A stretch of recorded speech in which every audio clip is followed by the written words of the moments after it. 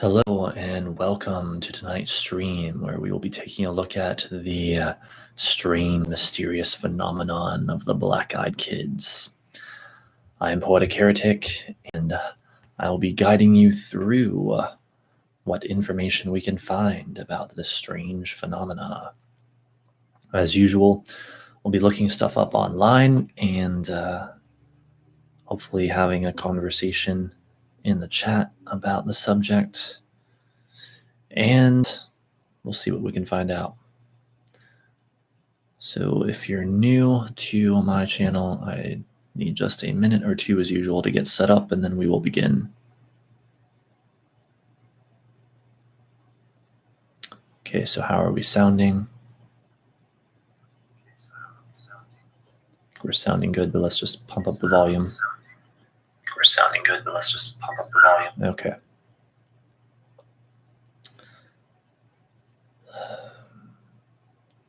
So yes, beginning the stream shortly after 10 p.m. on a dark Wednesday night. And a heavy rain began to fall right before I went live with this stream. An ominous sign indeed. That was the beginning of an advertisement.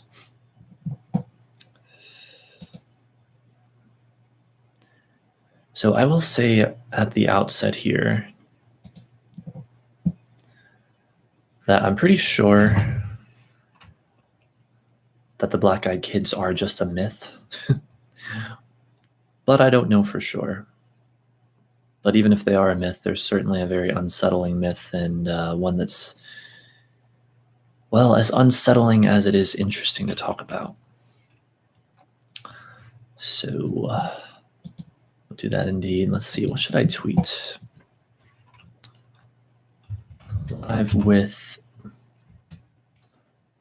let's see, what's something different we can say?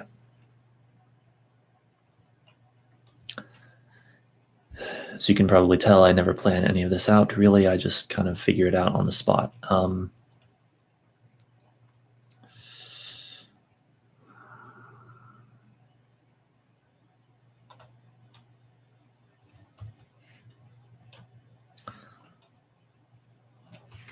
Let's just say doing, oh, it's fun. I can't really think of anything unique on the spot.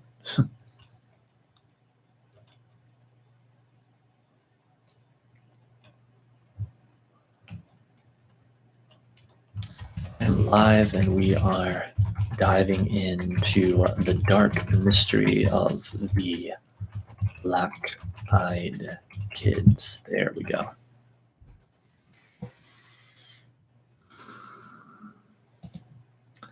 So remember, as I always like to say, as of late, I'm not here trying to tell anyone what to believe or what to think. I say make up your own mind. Think critically about all of this stuff. Of course, a lot of people look at stuff like the Black-Eyed Kids as just, entertainment, and that's perfectly fine. But I would say look at a stream like this as just as much education as it is entertainment. It's like, ideally, I'm here to inspire you to think, but also have fun. So I think we're about to get started here. And hello there, Ryan. Currently shopping at Walmart. Nice, not bad. I wonder what it would be like to be at Walmart in my area right now, because it's a sort of dark, stormy night. Or at least at the moment it kind of is. Hello, Rebecca. Welcome to the stream also. Yay, we're getting some people in here. Don't worry, you haven't missed anything. We're just now getting started. I was just setting things up. So as usual, we're going to do like an internet search for the Black-Eyed Children, see what we can find, and discuss things as we go. I got my ginger tea here. Keep my voice nice and strong, hopefully. So, first thing that comes up is the Wikipedia article, so let's just go over that.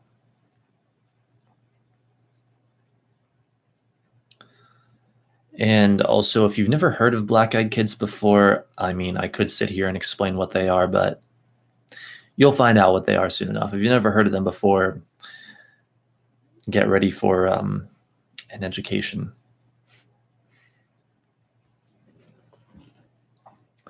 Black-eyed children. Black-eyed children, or black-eyed kids, are a contemporary legend of supposed paranormal creatures that resemble children between the ages of 6 and 16, with pale skin and black eyes, who are reportedly seen hitchhiking or panhandling, citation needed, or are encountered on doorsteps of residential homes.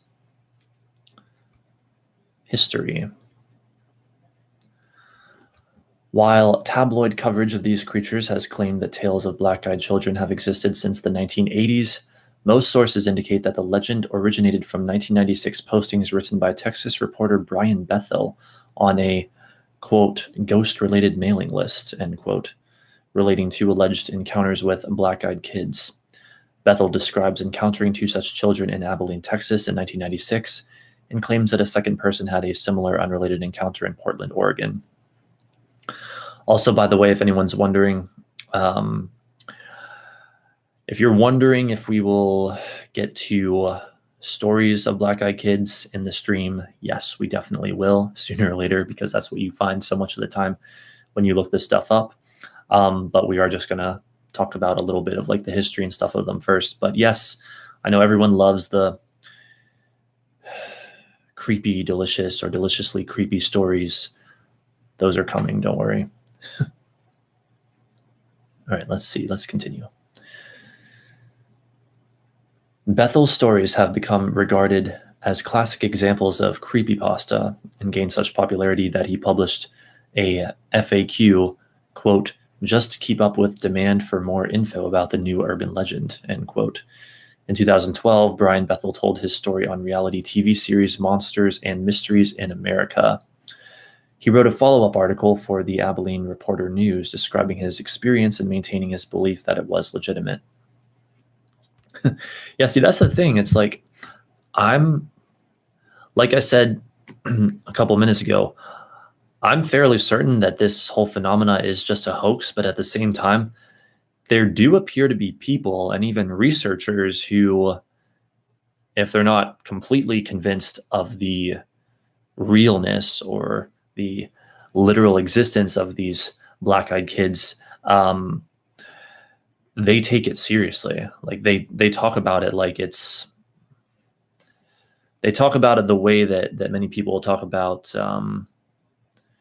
ghosts or other, I guess, traditionally more believed in paranormal phenomena. Never let them in. Just say no. Yeah, indeed. I would not recommend letting these children or whatever they are in, should you ever encounter them. Let's see, where were we? In 2012, the horror film Black-Eyed Kids was produced with Kickstarter funding, its director commenting that the creepy children were, quote, an urban legend that's been floating around on the internet for years now. I always thought it was fascinating, end quote. A 2013 episode of MSN's Weekly Strange that featured reports of black-eyed children is thought to have helped spread the legend on the internet. During 1 week in September 2014, the British tabloid Daily Star ran 3 sensationalistic front-page stories about alleged sightings of black-eyed children, connected to the sale of a supposedly haunted pub in Staffordshire. The paper claimed a, quote, shock rise in sightings around the world, end quote.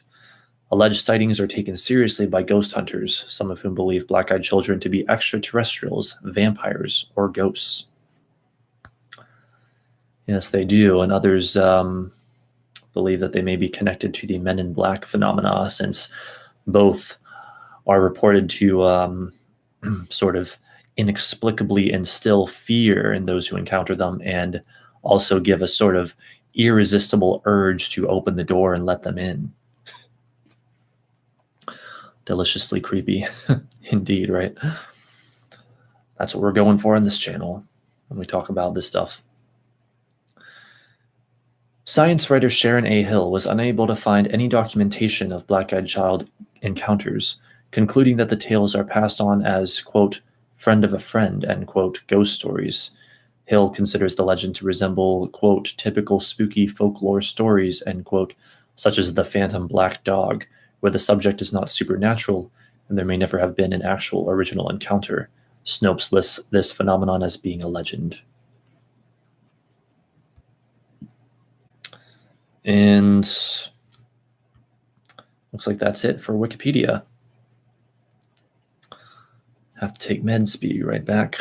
All right, I know how that is. Speaking of which, I hope this stream goes well because I am just so out of it today. In fact, it's almost a miracle I'm live right now. I was so freaking out of it, but I was like, no, I am doing my live stream. I'm not going to let anything stop me. So hopefully it goes well. Next up is Snopes.com. Speaking of them, it says fact check black-eyed children. All right.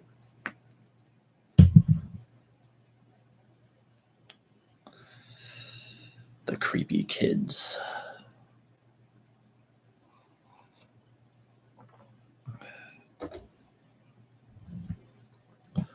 Give me just a moment here while that website loads. Or maybe it has loaded. The rain is really coming down out there right now. I can hear it. Black-eyed children, spooky tale of mysterious black-eyed children show up at the homes of unsuspecting residents by David Mickelson.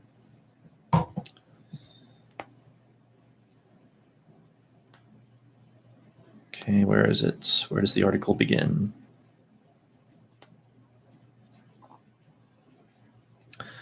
Rumors on the internet of black-eyed children showing up at people's houses asking to use their bathrooms.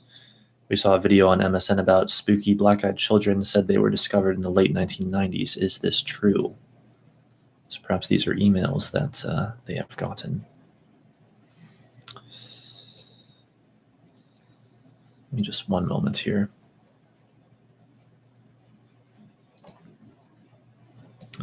Okay. Origins. Black-eyed children are mysterious creatures who supposedly resemble kids between the ages of about 6 and 16, creatures who appear only in the night when they show up at the doors of unsuspecting residents and ask, in breathless and monotone voices, to use the bathroom, make a phone call, get a ride home, or grab something to eat. Theories about black-eyed children variously claim them to be vampires, extraterrestrials, interdimensional beings, or some form of demon.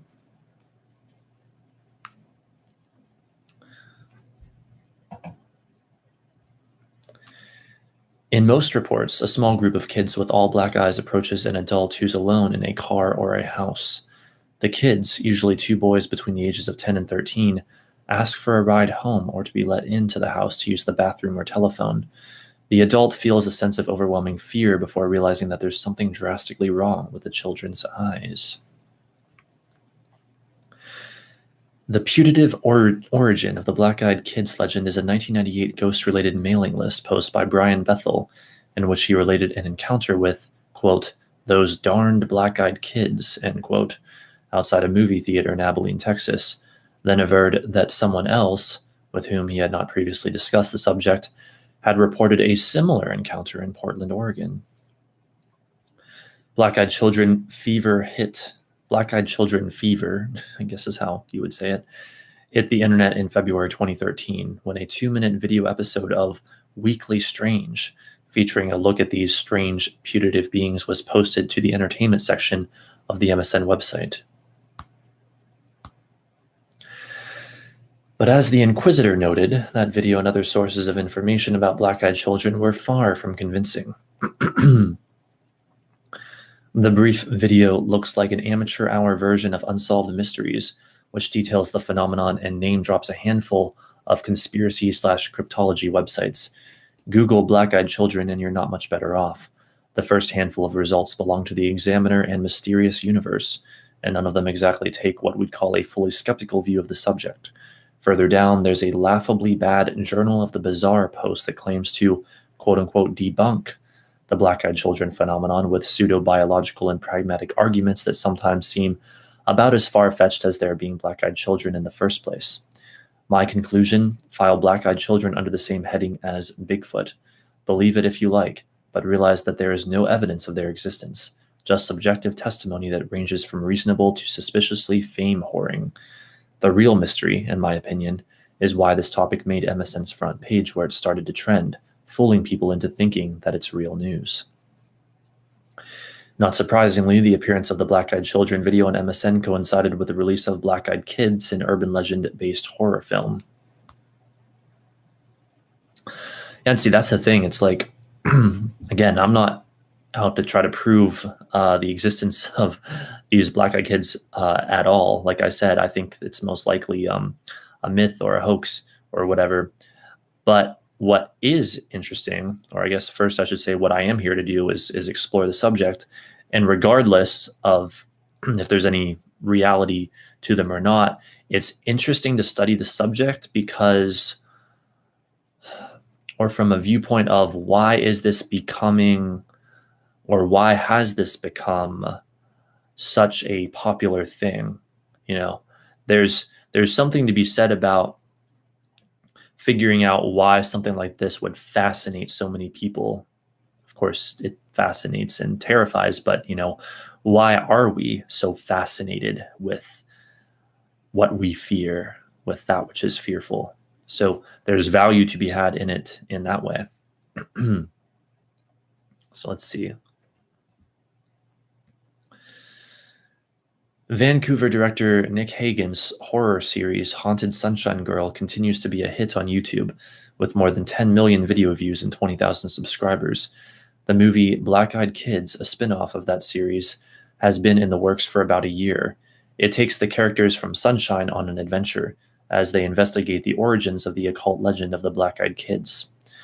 The story in the film is fictional, but reports of Black-Eyed Kids sightings, especially in and around Portland, are very real, Hagen said. Quote, Black-Eyed Kids is an urban legend that's been floating around on the internet for years now, Hagen said. I always thought it was fascinating, end quote. It's been a fun legend to play with, said Mercedes Rose, who co-produced the film with Hagen. Quote, we're the first film group to do anything with this Black-Eyed Kids legend, said Rose, who also acts in the production. Quote, we're super excited for people to see it. It's so creepy, end quote. In the film, Sunshine, played by a teen actress who asked that her name be withheld to protect from online stalkers, has a friend contact her after somebody he knows vanishes.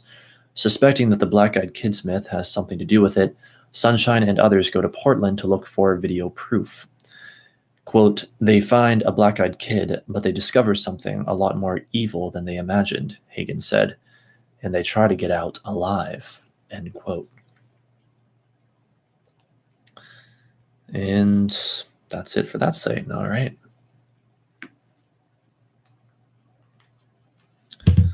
So I'm going to take just another brief little intermission here.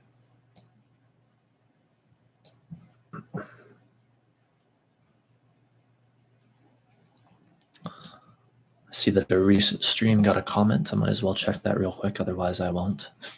So give me one moment. Hope you guys don't mind. Love your work. Thank you. So nice. All right, so next, I just had it on my screen. I guess I should have left it there. Is thoughtcatalog.com. 16 terrifying encounters with the Black-Eyed Kids. All right, let's dive in.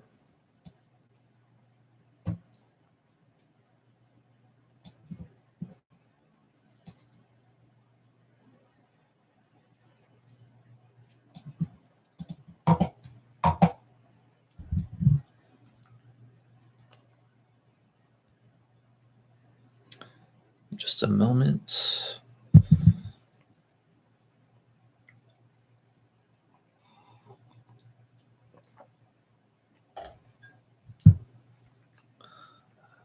"16 Terrifying Encounters with the Black-Eyed Kids." The black-eyed kids are a folk phenomenon of people having strange encounters with kids whose eyes are entirely black, who insist upon entering their vehicle or home, and who seem to ooze an overwhelming sense of fear and panic. As a fan of paranormal talk radio, I've heard hundreds of encounters with the black-eyed kids, and am fascinated each time, so I searched Reddit for some stories to share with the new audience. These were by far the creepiest. By Chrissy Stockton. Updated April 12th, 2019. All right, so for those of you out there who love the stories, prepare to feast. 1. Midnight Caller. It almost felt like a dream. I woke up to my dog Lucy barking. She was upright on the bed where my husband and I were sleeping with our 22-month-old daughter, staring at our door like an unknown stranger was out there rummaging around. I thought she was just freaking out over a house noise. We'd only had her for 3 months, and she was still a puppy. It could have been anything. Our roommate, a creak from the house settling, the awnings moving outside in the breeze. I wasn't too concerned initially. I decided the best bet would be to open the door and show her nothing was there. It sounds a bit silly, but it's what we do with our daughter when she gets scared, and I figured it should work with a puppy, too. I opened the door and she raced to the front door. She stood there, snarling at the door. It was an angry, violent growl, one I had never heard her make before. I looked groggily at her and opened the baby gate blocking the doorway, planning to open the door and show her everything was okay. The second my hand reached for the deadbolt, Lucy went wild. She started barking and jumped toward me, and when I touched the metal, she suddenly changed her temper. She whimpered, almost like she was afraid and backing down. As her mannerism changed, so did mine. I wasn't calm anymore. My heart was racing and sinking at the same time. I had been flooded with a mixture of fear and dread. I looked through the peephole. I can't explain why I looked, but I did. Outside were 2 kids. One was just a smidgen shorter than me and didn't look much younger. I'm 21, and she looked to be 16 or 17. She was slender and pale. Her hair was a light shade of honey blonde, and she wore it long, about mid-back, with long, thin, blunt bangs in the front that covered most of her eyes. She wore jeans, a light wash that's popular right now, and a thin-looking olive-colored pullover-style hoodie. She held the hand of a small girl who looked to be around 3 or 4, in the same style jeans and a button-down ivory cardigan. The smaller one looked at the floor shyly, but had the same shade of hair, tied back in a ponytail. She held a stuffed toy under her free arm, and it was identical to one my daughter has, as was their style of dress. Had it not been for the feeling of overwhelming dread and fear, I probably would have asked these children in and given them some tea or hot chocolate to get them out of the bitter cold. Something about them seemed off. At this point, I hadn't made any noise. I hadn't shushed the dog or grumbled, nothing. I hadn't turned on any lights. These kids had no indicators I was at the door. The older one spoke. She had a voice that was mature, confident, strong, and accentless. She held her head tilted downward, and I couldn't see her eyes. She said, "We have to use your phone." I stood frozen in fear. How did she know I was there? She raised her head to face me directly, and that was when I saw her eyes. There was a reason I couldn't see them through her bangs before. They were black, or midnight blue, or a dark, dark purple. They were otherworldly. She said, "Our mother is worried." As someone who has always been interested in creepy stories, I knew what she was the second she looked at me through the door. I have never been one to believe in these things. As a staunch atheist and skeptic when it comes to the paranormal, I had written off many a ghost story from friends and family members eager to tell their tale. I didn't believe it. Still, I couldn't rationalize my way out of this. I was standing with nothing but a thin wooden door between me and a black-eyed kid. There was no questioning what was right in front of me. I did not answer her.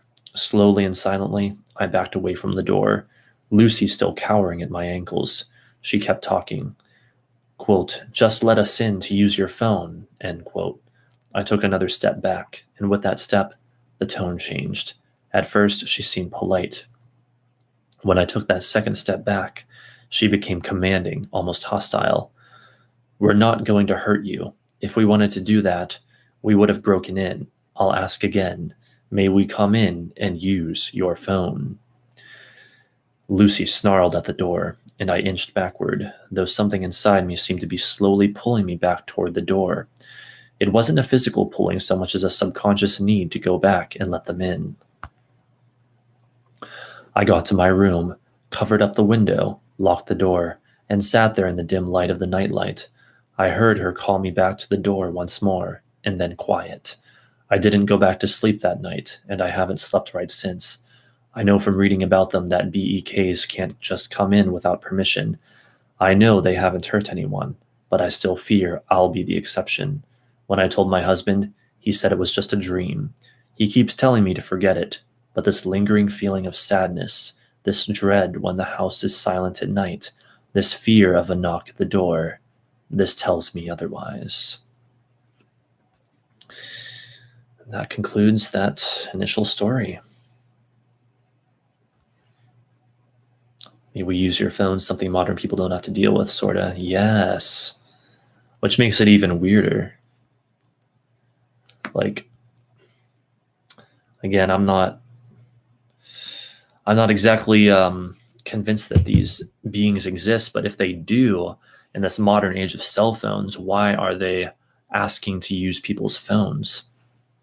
In fact, one story I came across one time, they used some bizarre term for it as well. Like, what was it? It was, I can't quite remember, but like something that you would have heard like 100 years ago or something. Like, we need to use your telegraph or something other than phone. It's very strange.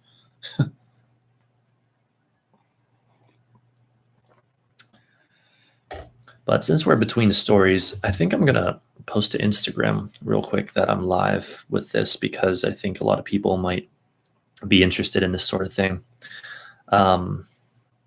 You follow my Instagram that I have sort of dedicated to this channel. So give me just a moment or two here, please.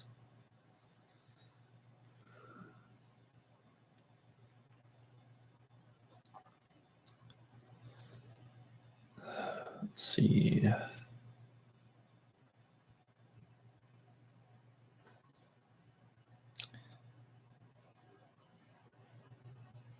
I'm not sure if that means the flash is on or not, but well, let's just see what happens. One moment.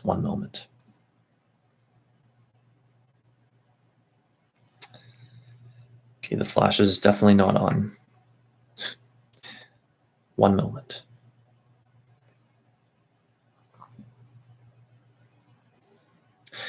Hey guys, I am live right now on youtube.com/poetic-heretic, and we are talking about the black-eyed kids and reading some creepy stories. So you should come join us. There is a link in my bio, youtube.com/poetic-heretic.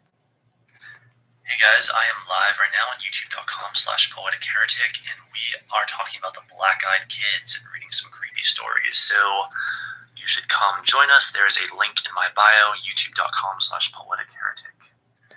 Okay, good.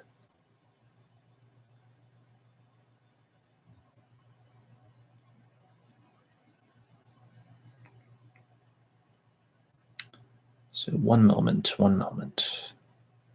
Try to make sure that posted.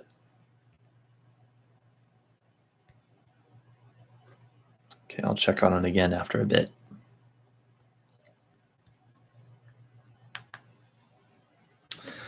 All right, let us resume with some black-eyed kid stories. Wait, let me read the comments real quick. Yes, landlines. Oh wow. No one you know has a landline, basically. Yeah, it's so interesting. Like, I'm not going to spend a lot of time on this, but they are becoming less and less common. Like we still have one here at my house, but I don't personally use it much at all. But I don't know. It's fascinating to me because I still come from like a time when landlines were like the standard and indeed, like you said, very reliable. And the idea of just using cell phones, even though, I mean, even though I'm all about using my cell phone, it still sounds and feels weird to me. But anyway, let's continue here. Also, welcome back, you guys.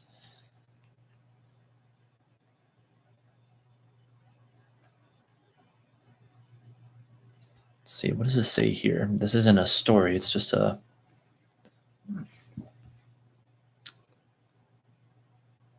Black-eyed kids are almost always described in the same way. Children between the ages of 6 to 16, pale skin, completely black eyes, and out-of-date or strange clothing. While their black eyes make them look strange, what generally frightens people isn't their appearance, but the sudden presence of an overwhelming feeling of terror that accompanies the children. Then it shows a creepy photo here, but if I show it, it'll probably mess up the lighting on the stream. But if you want to see it, go to thoughtcatalog.com or just, I guess, search Black Eyed Kids thoughtcatalog.com and you'll find it. Hate buffering. I hope that goes away, Rebecca. I hope that improves. Landlines work without power so good, yeah. As do I. People calling each other's houses, some friends you could only call certain times of night, etc. Yeah. Well, technology evolves at a faster and faster rate. But I heard this referenced on Ghostly Talk recently. They say in Jurassic Park, we spend so much time figuring out if we can that we don't take the time to stop and think if we should. But anyway, 2, bus encounter. I was riding the bus back home after work. It was about 1 a.m. I'm a security guard and often work odd hours. So I'm sitting there and this guy gets on, sits across from me. He was wearing a suit, had a briefcase, regular looking guy in his 20s. What struck me about him at first was that he was chewing a cigar, not smoking it. You can't smoke on the bus. So I was just looking at him while he stared out the window and chewed his cigar. And all of a sudden he turned and looked at me. His eyes were pitch black, just as you described. My heart started beating like a mad motherfucker, and I felt my gorge rising. I was starting to panic and I had no idea why. I was just pants-shittingly terrified of this guy. Then he grinned at me, and his teeth were all covered in tobacco bits and brown juice, the cigar clamped between them. I almost screamed, but instead I had the presence of mind to just get up and take the seat right behind the driver. I calmed down a bit after that, but I kept an eye on the guy. He ended up chatting with some girl that got on, and they were still talking when I got off. I later convinced myself he was just trolling me, having fun with a pair of contacts. Now I wonder. Yeah, that's another thing. They do, I guess, well, no, I've seen them. They do make contacts, contact lenses that cover the entire eye. And so some people think that sightings of black-eyed kids are just kids wearing these contact lenses, but I don't know, maybe they are, maybe they aren't. There's so many sightings, it makes me wonder if there's really that many kids who would come into possession of these contact lenses and be trying to scare people. And also if that was the case, how would not the occasional kid who was trying to do that, like, confess that somewhere and then that secret end up getting out, you know? It's like, I guess it's kind of the same argument that people use against conspiracies. It's like, how could you keep that big of a secret? Which, by the way, I'm not sure what I think of that argument when it comes to conspiracies, but I'm just using that as an example for the black-eyed kids.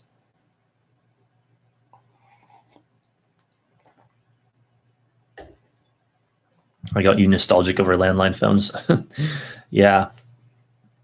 I think it was like a year or two ago or something. I tweeted something like,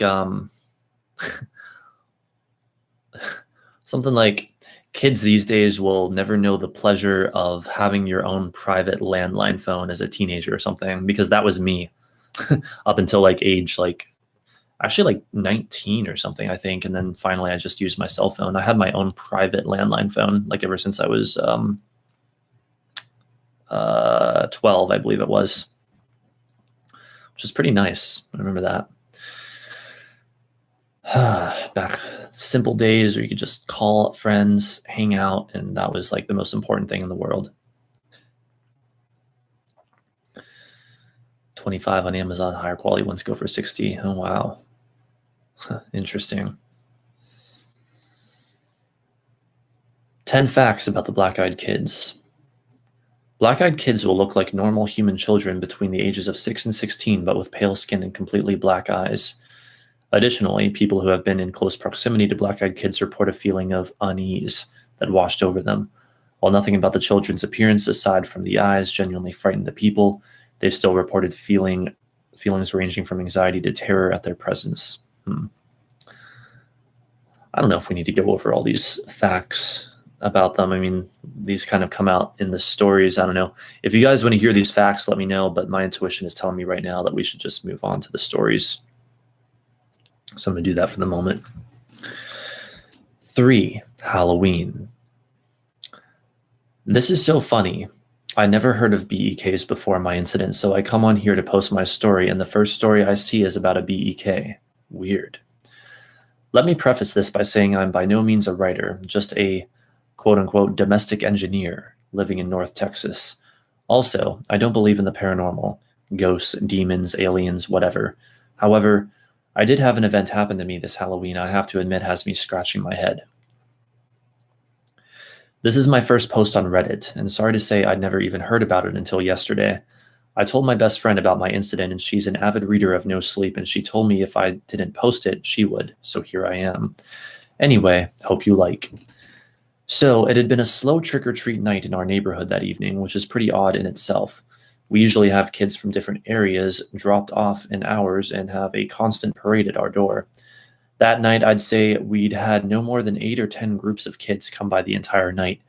It was about 9:30 p.m. and my husband and I were sitting in our family room watching some of those ghost shows based on, supposedly, actual events. Like I said, I don't believe in that stuff, but I do like a good ghost story now and then, and it was Halloween and all. We hadn't had any activity at the door in over half an hour, and it was getting late, so we decided to turn the porch light off and let our dog Chloe out of her crate. Chloe is an American bulldog and is very docile. We only put her in her crate because we were afraid she'd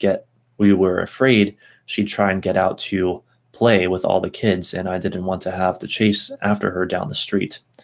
Also, we didn't want her to scare any of the kids because she would look a little intimidating to the younger kids. So, I turned the outside light off, let Chloe out, and she followed me back to the couch and lay down at my feet. It was getting close to 10 p.m. when my husband decided he'd had enough fun for the night and was going to go upstairs, take a shower, and get ready for bed. After all, it was Thursday and he still had to get up early the next day. My teenage son was out with his friends at a local haunted house and wasn't expected back for another hour or so that left me alone on the couch with Chloe. Now, just because I don't believe doesn't mean those shows don't freak me out a bit, and being alone now watching, I'd have to say it was kind of on edge, as it were. I think they were saying that they were on edge, as it were. It wasn't long after I heard the upstairs water for the shower turn on when there came a light knock, knock, knock at the front door. My initial reaction was, what the hell, really? It's almost 10, go home. But soon an uneasy feeling came over me. Why the knock? Our doorbell glows, and in the dark, and without the porch light, it would be extra obvious to anyone there. I paused. I couldn't really just ignore it. Our front door has a big beveled glass panel, and anybody right at the door could see in enough to see someone was in the family room watching TV. It would be pretty rude for me to just sit there and not answer it. Knock, knock, knock. Again from the door. I glanced down at Chloe and she was gone. My gaze followed her usual path to the front door, expecting her to be on her way there as she normally does. Nothing. She wasn't there. I stood up to look around the room better and found her. crouching by the back door like she was wanting out. However, she never asks to go out like that. She always comes and licks my hand or puts her head on my knee. This was totally out of character for her, and I have to say, heightened my anxiety. Chloe, crate, I said.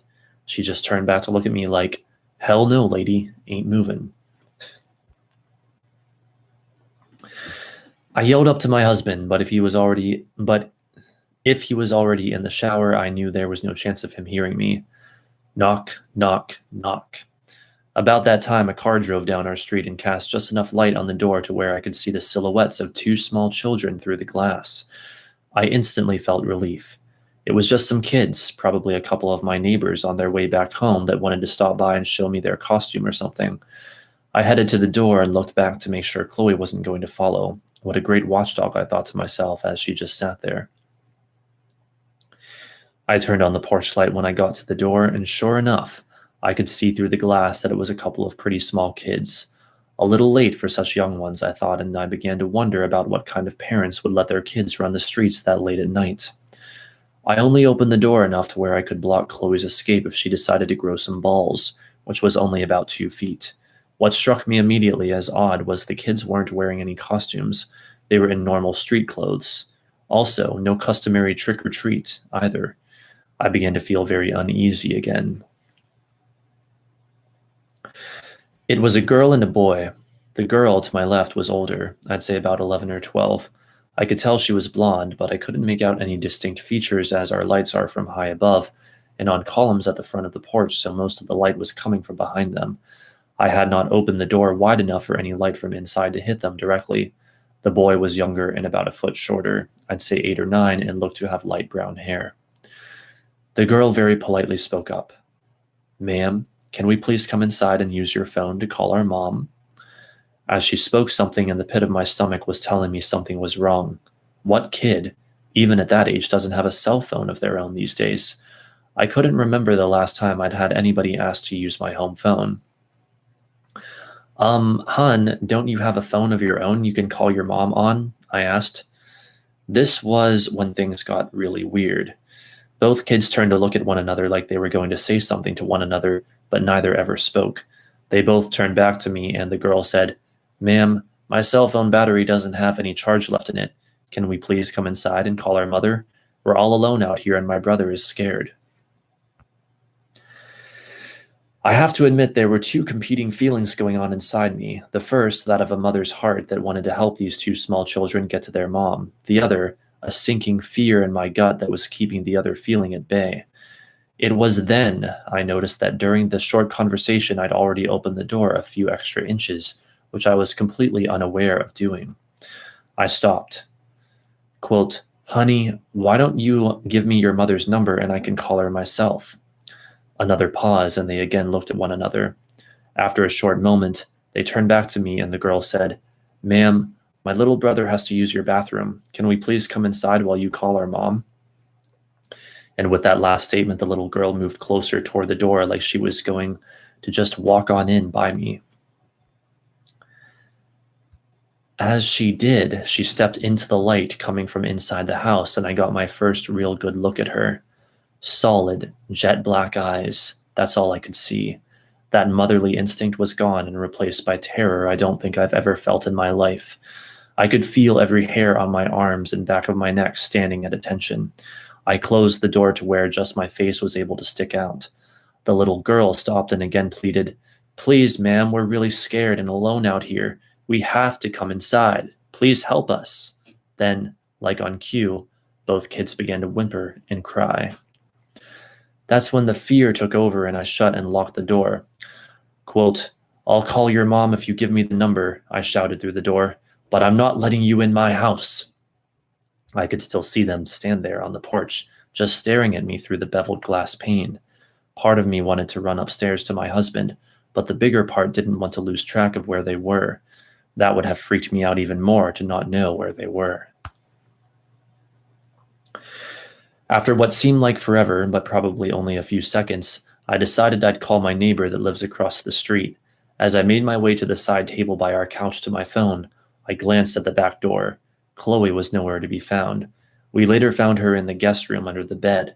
When I got to my phone and started to look for his contact info, it was only then the kids stepped away from the door and began to walk to the street.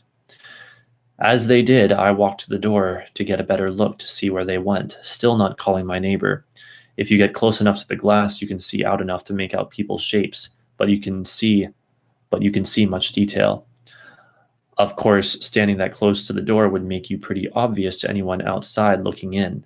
From the door, I could see that the kids were still standing under the street lamp nearest my house, staring at me. As I lifted the phone to my ear after calling, only then did the kids start walking down our street. I met my neighbor out under the lamp once he was out there, but the kids were nowhere to be seen. Like I said, I don't believe in any of this stuff and had never even heard about black-eyed kids before talking to my friend. What I really think, what I have to think, is these kids were just out yanking people's chains on Halloween night. But I will say this for them, they were good, really good at it. They scared the S out of me and my dog. And that is that story.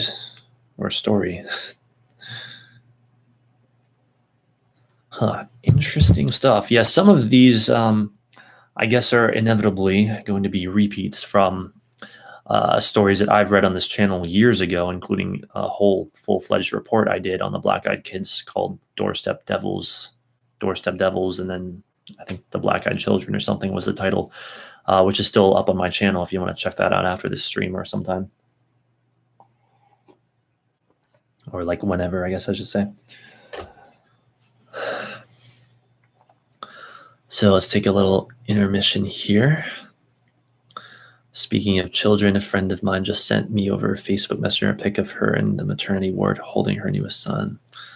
Wow. Yes. As Rebecca and Joseph say, congratulations indeed. It's always exciting new life. Something that's, unlike the stories we're reading, not scary at all. It'd be a nice change of pace. So let's see. Oh, wait, one moment. I was going to just double check that that story posted to Instagram. One moment. Yes, it did. Okay, good. So we shall continue right along here. Next story is called You Must Let Me In.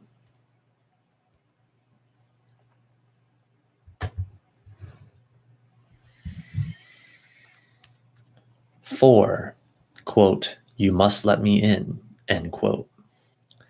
On March 17th, 2008, I had my one and only encounter with a black-eyed kid. Before my experience, I had never heard of anything having to do with the black-eyed kids. I was 12. I was sitting outside of a hairdresser's in an old Chevy pickup waiting for my mom to get her haircut.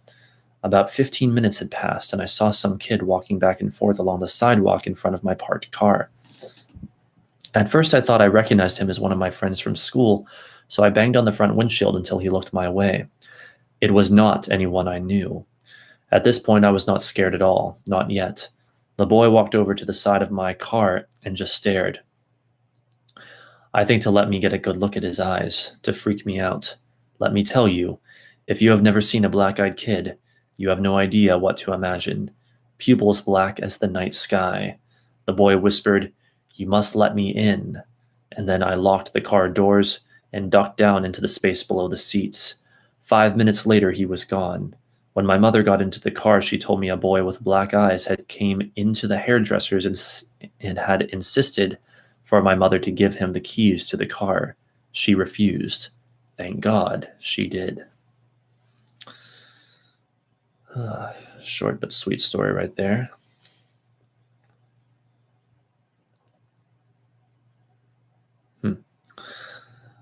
They have another little intermission or anecdote or anecdotal intermission. I'm going to read this real quick because it sounds kind of interesting. It's just 3 paragraphs. Are black-eyed kids real? There is good reason to suspect black-eyed children are a real phenomena. That's in contrast to what we read earlier on another site. The original sighting in 1996 was by a newspaper reporter whose interest in telling the story of what he experienced was more out of curiosity than fame-seeking. To this day, he maintains that the story happened the way he originally told it. There are also many independent eyewitnesses or eyewitness accounts spread out through multiple countries who have described similar experiences. They corroborate each other with the same MO. The children have pale appearance with all black eyes, appearing in twos or threes, clothing style out of date, needing to gain access to the witness vehicle or home. It's also important to keep in mind that the black-eyed kids story isn't that phenomenal. If someone were making up a story, they might try harder to make it more interesting or fantastical. The situations described seem creepy, but not like the plot of a horror movie, just an everyday situation with some kids in it that seems strange. Well, that's what this source says. I don't know. Like I said, I'm far from convinced that black-eyed kids are likely to really exist, but I'm also open to the possibility. Story number 5, They Just Stared. This one time, early 2010, I was walking home from work and found myself escorting a young lady to her car. She asked me to escort her, and hoping I'd talk her into a drink or two, I had already had a few myself, I'd get a number or possibly get laid that night. I'm not going to lie, she was kinda hot. No shit though, she looked scared. I kept walking with her and was trying to at least coax her out of what she was so worried about. Some of these stories have typos, so I have to sort of correct them as I go. She would only comment about some really, quote, creepy looking kids, end quote, who were following her. Being we were in the downtown Seattle area, this could amount to anything. So we kept walking and talking. I kept looking behind us to see if the little fuckers were in tow. Nothing popped up out of the ordinary. Then she grabbed my arm really hard and whispered, "That's them." They were about a half block in front of us, just standing there and looking at her. So I do the prudent thing to do, which was cross the street. I made sure I locked eyes with the big one, and I kept in mind once I got the lady to her car that I'd give them an earful about being a couple little shits for scaring a lone woman in a metropolitan area. I didn't get scared or anything, but did notice something strange. They didn't break eye contact with me. Mind you, I don't look like the kind of guy you want to fuck with. Honestly, it's an unconscious front since I'm a bit shy. My quote-unquote look reminds people of either a skinhead or club bouncer. The black tanker boots and Van Dyke mixed with the above don't make me look like a people person either. People break eye contact with me constantly. These two kids didn't. That was a red flag for me. I finally got this woman to her car. She said thanks. I made sure to tell her where the local police station is at. The Seattle PD West Precinct was only about 5 blocks from where we were at. Huh. The story seems a little anticlimactic, that's it. Also, hello there, Yunkin. Just got out of the hospital, sorry, 5 days, damn heart. I know how that is, Rebecca. I have issues with my heart all the time these days, and it sucks, I hate it. But I guess it's necessary for reasons that we won't get into in this stream. The next story is called Trick or Treat.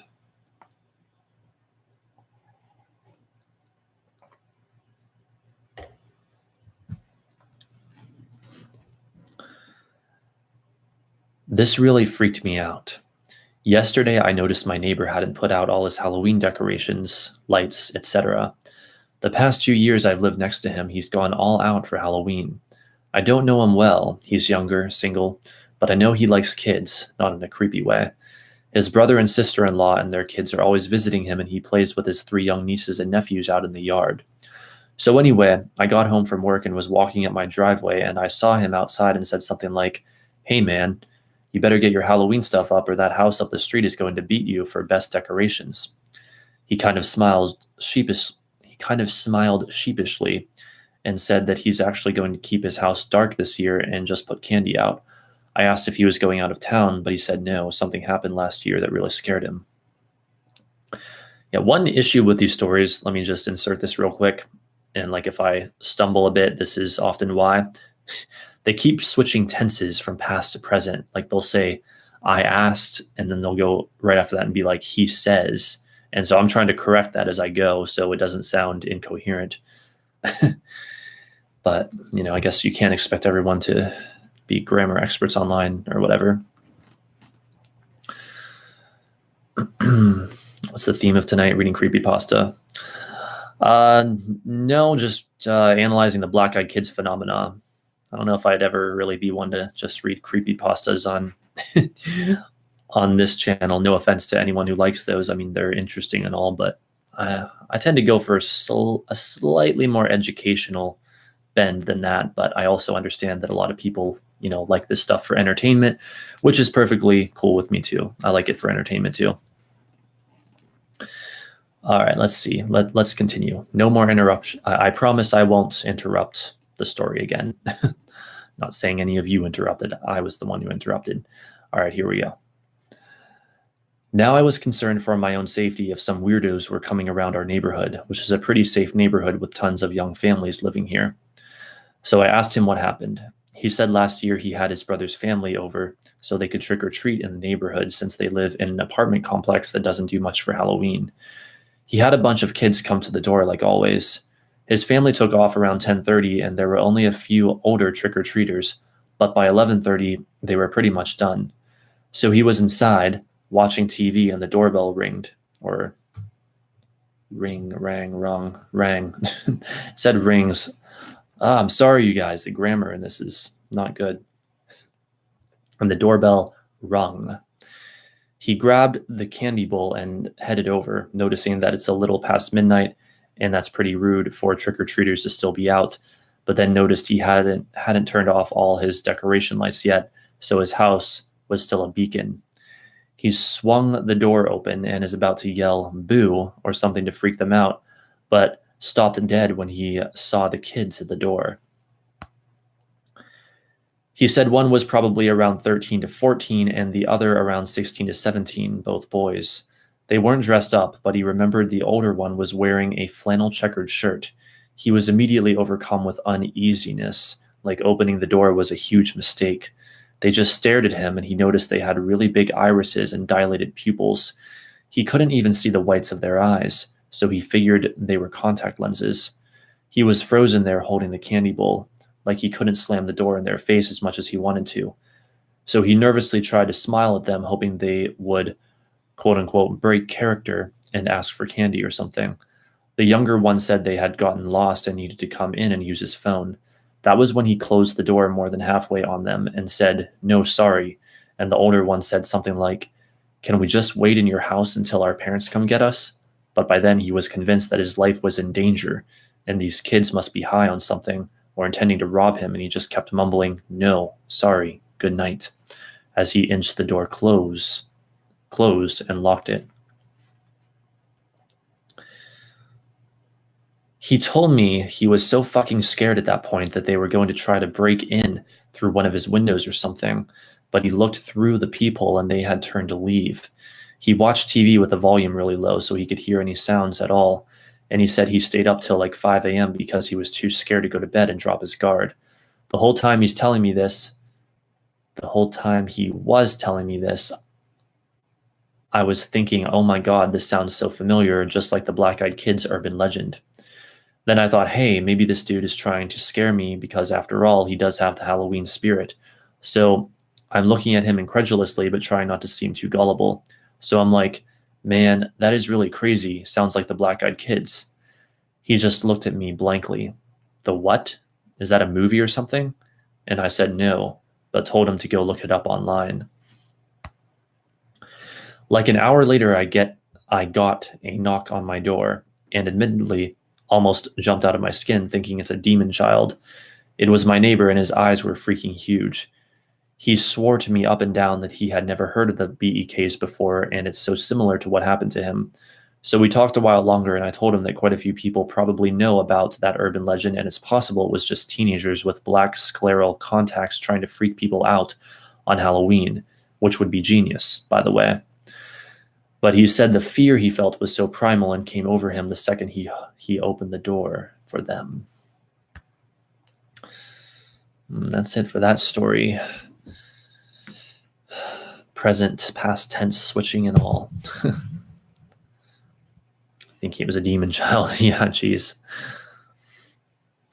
Yeah, and I will admit that's half the fun with these kinds of stories is you really listen to them intently, or at least I have, or read them intently, you tune into that reality. And then all of a sudden, at least if you're anything like me, it's like you can feel what it would feel like if they did exist. Like, even if it's just a complete urban legend, complete myth, complete fabrication, you can feel what it would feel like if they did exist and if one could come knocking on your door at any moment. And boy, that's some good shit right there. It's great fun, if you ask me.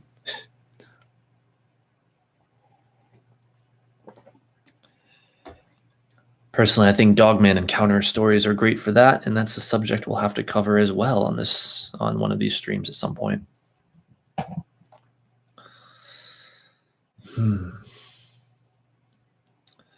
That line was funny, but then has to be made with some form of professional.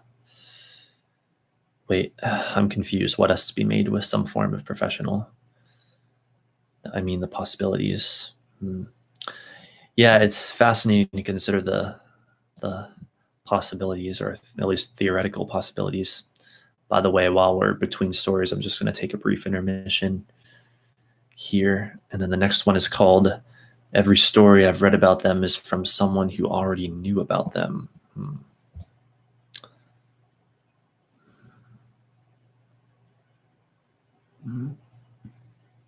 So by the way, again, I'll say this. I've seen you guys' feedback with the likes on these streams. I see that more people like the paranormal streams. The paranormal themed streams are like the most popular. And rest assured, as I've said before recently, we will indeed continue to do these. I love doing them. You guys like them a lot. We'll keep doing them. Story broke poetic brain, LOL, in mine. I know, right? I'm like trying to switch. I'm trying to like correct the past tense, or he was using the present tense. I was trying to change it to the past tense, like as I'm reading and without like messing things up. And it was just most of the time I was able to do it, but it was a little confusing at times.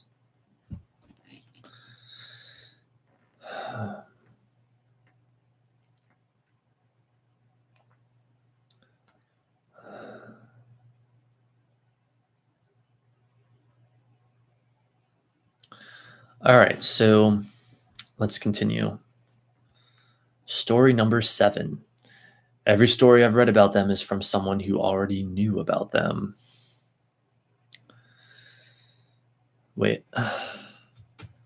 Talk about getting into character, but for that to happen, the story needs to be made with good grammar and such. Talk about getting into character, but for that to happen, the story needs to be made with good grammar and such. I feel like it would be more convincing if it was written with, proper grammar, or at least very few mistakes like that.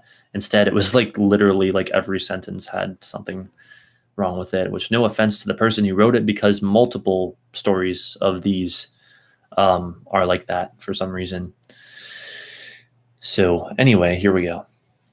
Last night was like any other night. I was switching between listening to music and watching YouTube videos with one headphone in so I can hear my infant daughter if she cried.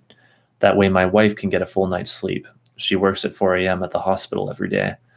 When I decided to go lay down in the spare bed in the baby's room. Just as I dozed off, I heard a thumping coming from the front porch. Startled at first, I opened my eyes wide and scanned the room. The story's doing the present past tense issue thing too, by the way. Realizing it was most likely my cat scratching himself on the front porch, I dozed back off. Then again, the thumping. Damn cat. I got out of bed to run him off the porch only to see he wasn't there anymore. Now that I was up again, I wasn't the least bit tired. I figured I'd just get some tea and check Facebook while I'm up, maybe finish the web series I was watching on YouTube. A few minutes into the video, I felt a sudden urge to look up at the kitchen window. And there they were. The tops of two short-statured people's heads cresting the stairs just above my window frame. The people were just short enough to not see in the window, but I could see out. I heard no footsteps on my porch as my stomach turned.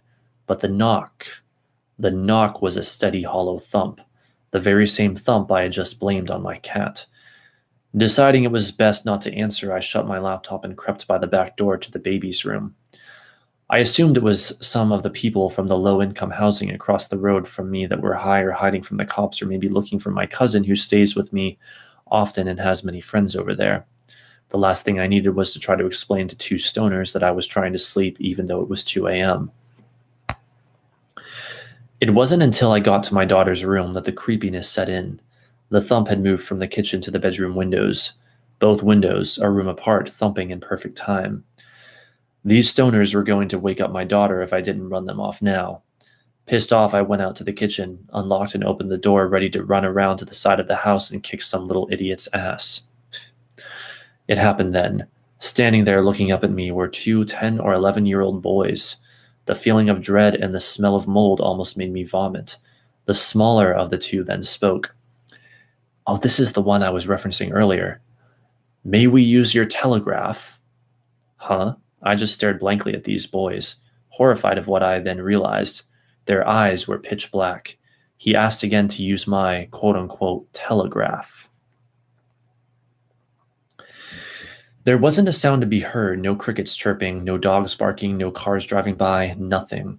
I tried to play it cool and ignore the fact that he didn't say telephone or phone or cell, anything that would have made any sense of the situation, and calmly replied, I don't have service at my house, sorry.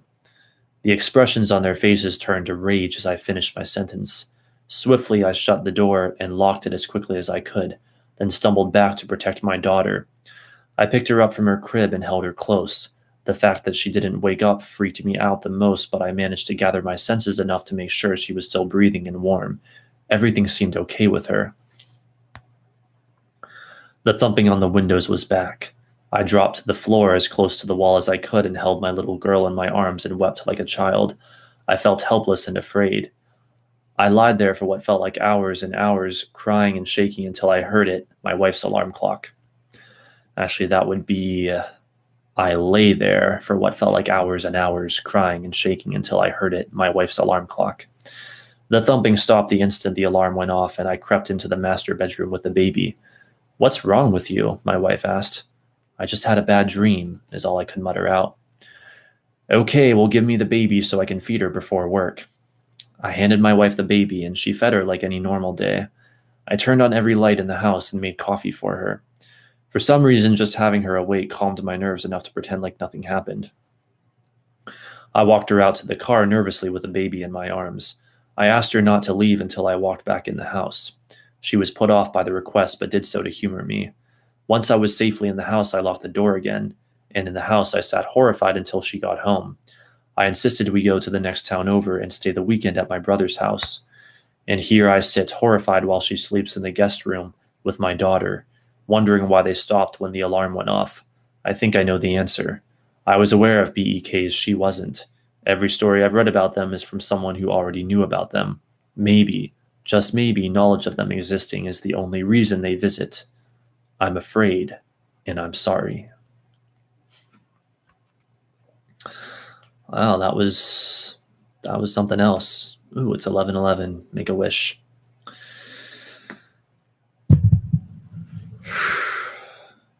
Yeah, I remember reading that one years ago. I also remember I had a friend I used to hang around with all the time, and I guess I kind of scared him a little bit with these stories, which was strangely enjoyable to me.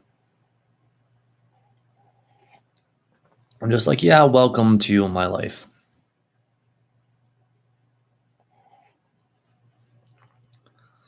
You get out of the story if it's written badly. That's true. It breaks the immersion. And welcome back, Rebecca. Yeah, so that one was pretty good. That one definitely it has the obvious element at the end of freaking you out. If you accept this idea that only those who have heard about black-eyed kids have encounters with them, which I don't believe is true. I've known about them. I personally have known about them for years. I've never had any such encounter. But still, it definitely has that unsettling vibe at the end. Like, oh, now that I know about them, will I encounter them? To be buds with Poetic Heretic, you have to have balls. Maybe true. Maybe true. Because sooner or later, I'm going to tell you about the dark mysteries I've uncovered over the years, and you better be prepared. Or even if I don't tell you about them, just the fact that I've made all these videos and streams about them, you're probably going to hear about them sooner or later, one way or another. So give me just a moment here, and we'll proceed with the next story called No, You Won't Be Calling Anybody.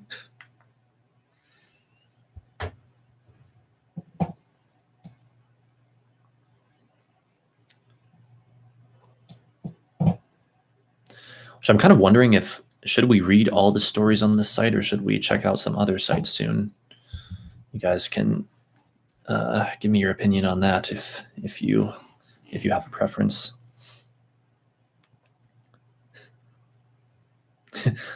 The horror lord of YouTube. that is a compliment. I would aspire to that. Thank you. I would enjoy that title. Poetic Heretic is confirmed Goosebumps protagonist. Oh boy. Goosebumps protagonist. I remember that stuff from when I was a kid.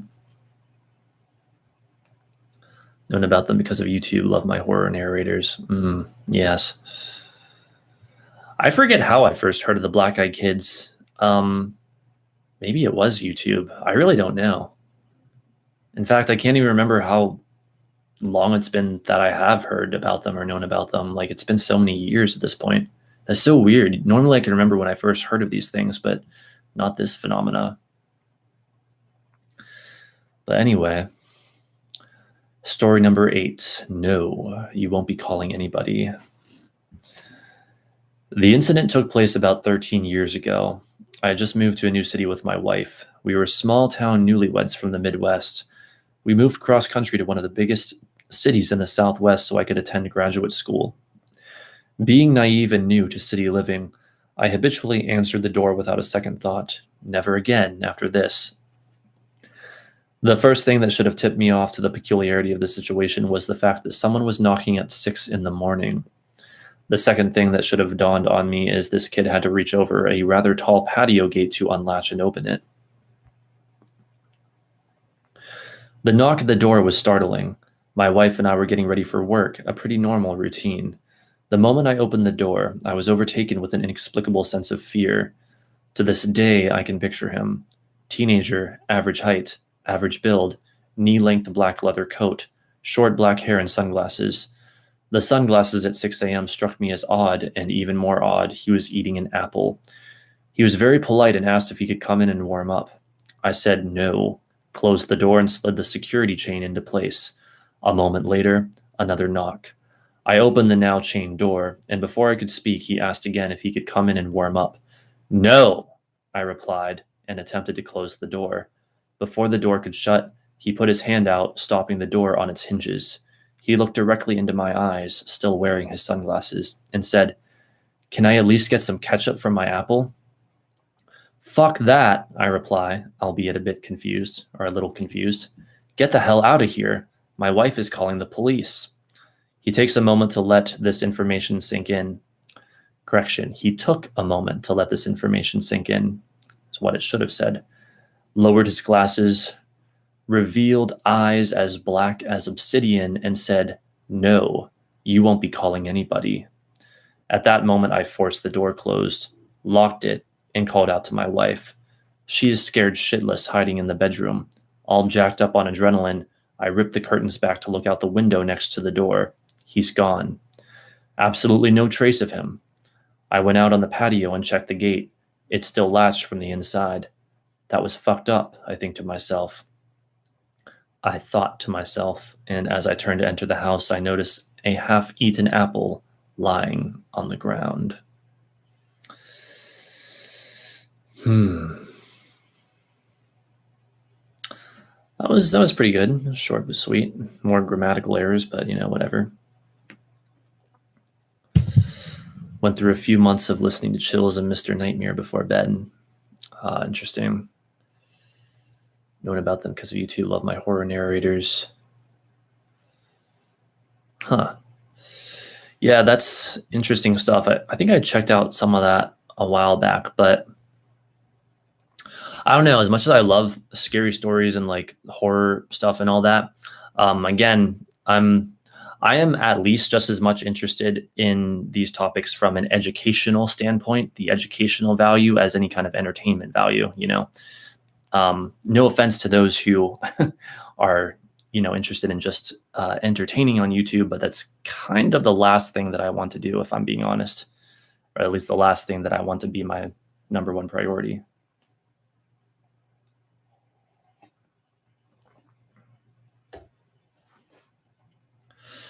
In Sweden, we always have ketchup on pasta, and people in America tell me it's weird. I don't get it. I mean, I wouldn't say that's completely weird, but then again, I'm not some, I don't know, food aficionado. I'm not one who, things that I think are normal, other people might think are weird, and I don't think things are weird that other people think are weird. I don't know. That's interesting, though. You're informative and entertaining. Thank you. I'm glad. See, there is one other issue. Oh, yes. I am going to have to turn my air conditioner on for a bit, at least, because it's really warm in here. But fortunately, YouTube will filter out most of the noise that it creates, so it shouldn't cause too much of an issue. If I don't turn it on, I'm going to start sweating. So I just turned it on. All right. Story number 9. I was having a visceral experience all over my body. I'd be lying if I told you I didn't know about black-eyed kids before this happened to me late summer last year. I definitely did. Now, in the moment, that idea never crossed my mind, but afterward, hell yes. And the thought led to all kinds of regret I realize is stupid, but I am getting ahead of myself. Oh, hey there, Lumen. Welcome to the stream. Let me tell you a bit about my neighborhood. I live in a poor part of town, a bit ghetto, a bit of the barrio, a bit of the lower economic class of a cross-section of races. It's LA.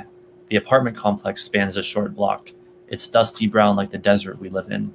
It's got 2 pools, lots of little Mexican children, and, for the most part, a pretty friendly population.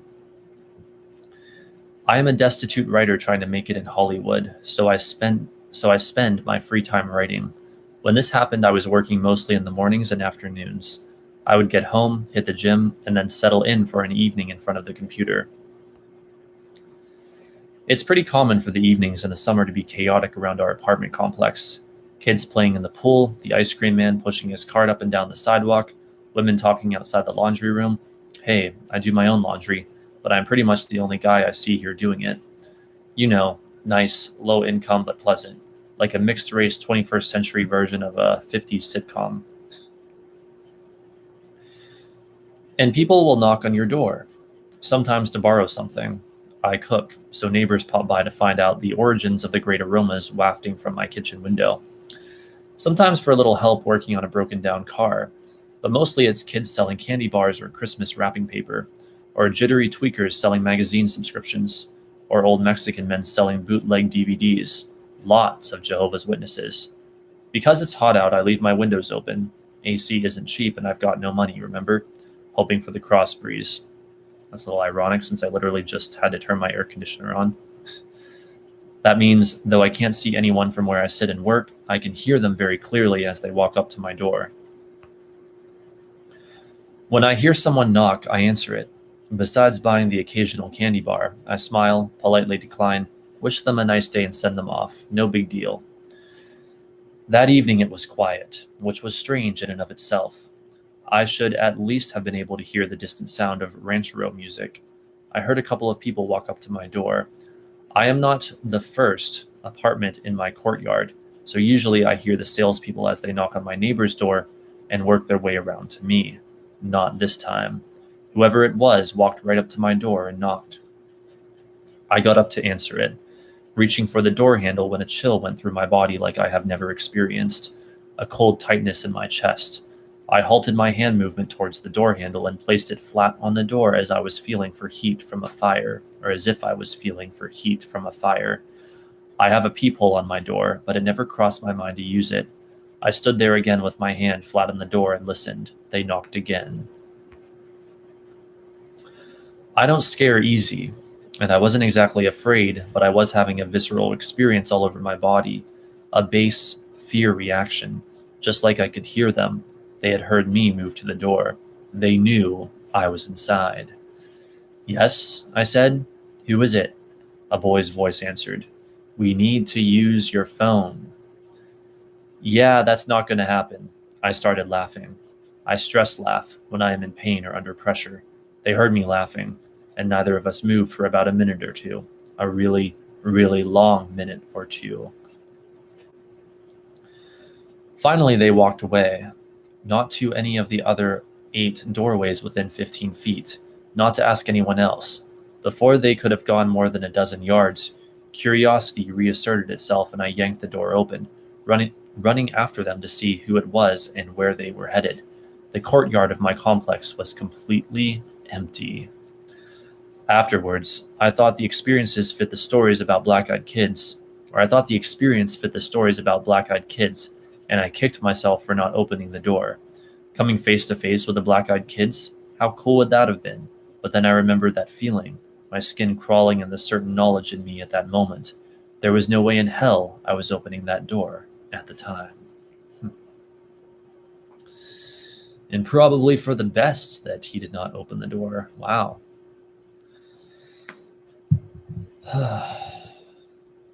So that was an interesting one.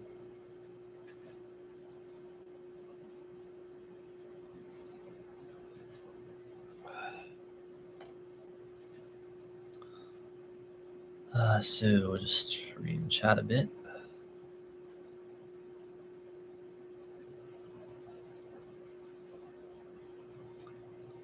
Oh, your daughter Sophia's graduation.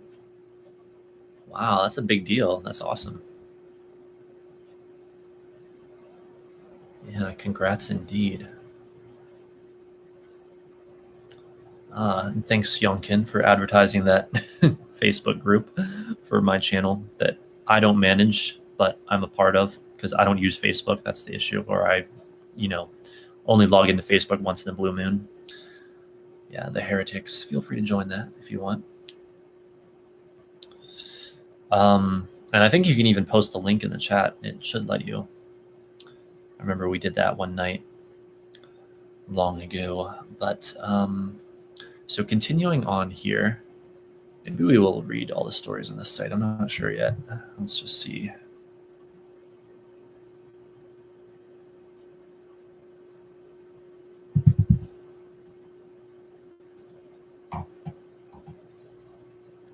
Well, we'll read at least the next story, the 10th story, and then we'll decide if we should perhaps switch over to something else. Story number 10. He told me to never agree to help them. It was a cold October evening, not too far off from Halloween. I remember sitting in my room playing the original Suikoden, or I don't know how you say that. Suikoden. The evening was slowly creeping by, so I decided to go to the corner store. It was only 3 blocks, shouldn't be much trouble, right? During my walk, I see the normal, the occasional person putting up Halloween decorations and kids playing in their yards, but this story is about something far more sinister. I remember seeing 2 teens about age 14 knocking on a door asking to use the phone, which of course I thought was weird because most teens these days have phones. As I kept walking, they stopped and stared at me for a short moment. I felt the blood in my veins chill. I felt so creeped out I hurried to the next block. The next block seemed fine until I looked behind them and saw the 2 teens were following me. I took off sprinting to the store at this point. I saw the sign for the store and relief washed over me. I opened the door and I told the cashier about what happened on the way here. He looked at me slightly creeped out and told me a story about this happening to him in his hometown and how they found him the day he left and asked for his help in an emotionless voice, and he told me to never agree to help. He told me another story, but at that point I was no longer paying attention because they were standing at the door asking to be let in. The cashier freaked out and locked the door. The teens never seemed to waver or leave. They wouldn't step away from the door. It had been an hour. The cashier and I were ready to fight our way out, but instead he took me out the back. The one teen came around the back just as the door shut behind us. "Can you help me?" is all he could say. He was closing in on us, and his eyes, they were black as a starless night. They were peering right into my soul. I couldn't help but gaze into his eyes. The terror, I can't remember too much of what happened next, but I do recall the sounds of struggle. When I came to, the cashier was struggling with both teens. He was calling out to me for help. I ran towards them, grabbed him by his collar and pulled him between the two, and knocking them over in the process. I didn't look back until I was near my house. The cashier was gone, but the teens were still following behind.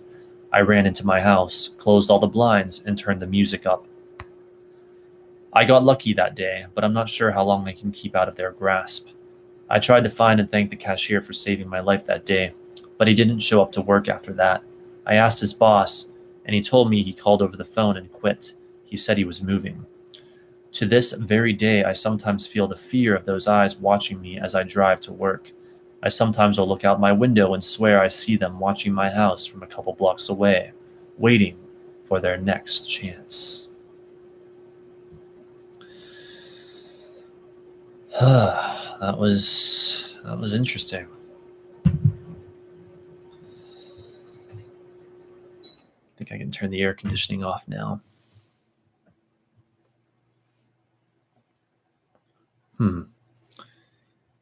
Having trouble finding the group. Yeah, I can't really help with that because I'm never on there anyway. I never use Facebook anyway.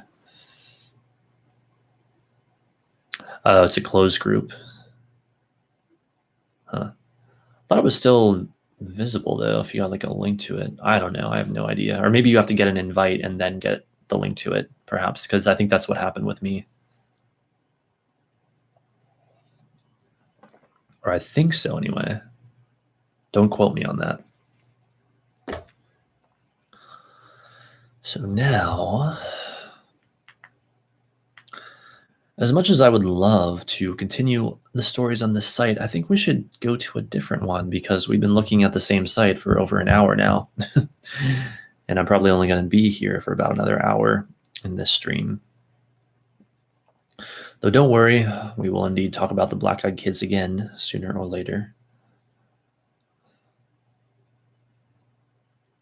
At least that's what I'm planning on. So let's see. The next up is pararational.com. Black-eyed children report from someone who let them in.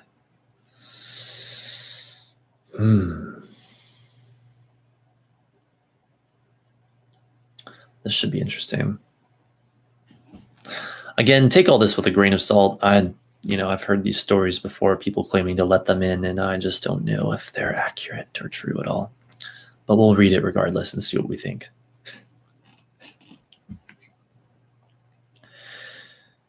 March 26, 2013, by Cliff. Is this evidence of what happens if you let a BEK into your home? This report of what happens if you let black-eyed children into your home comes completely fourth hand, so believe it if you will. It is edited for spelling because I couldn't stand looking at all the red misspelling squiggles as I got ready to post this. The lack of periods I left. Someone else is bothered by the grammatical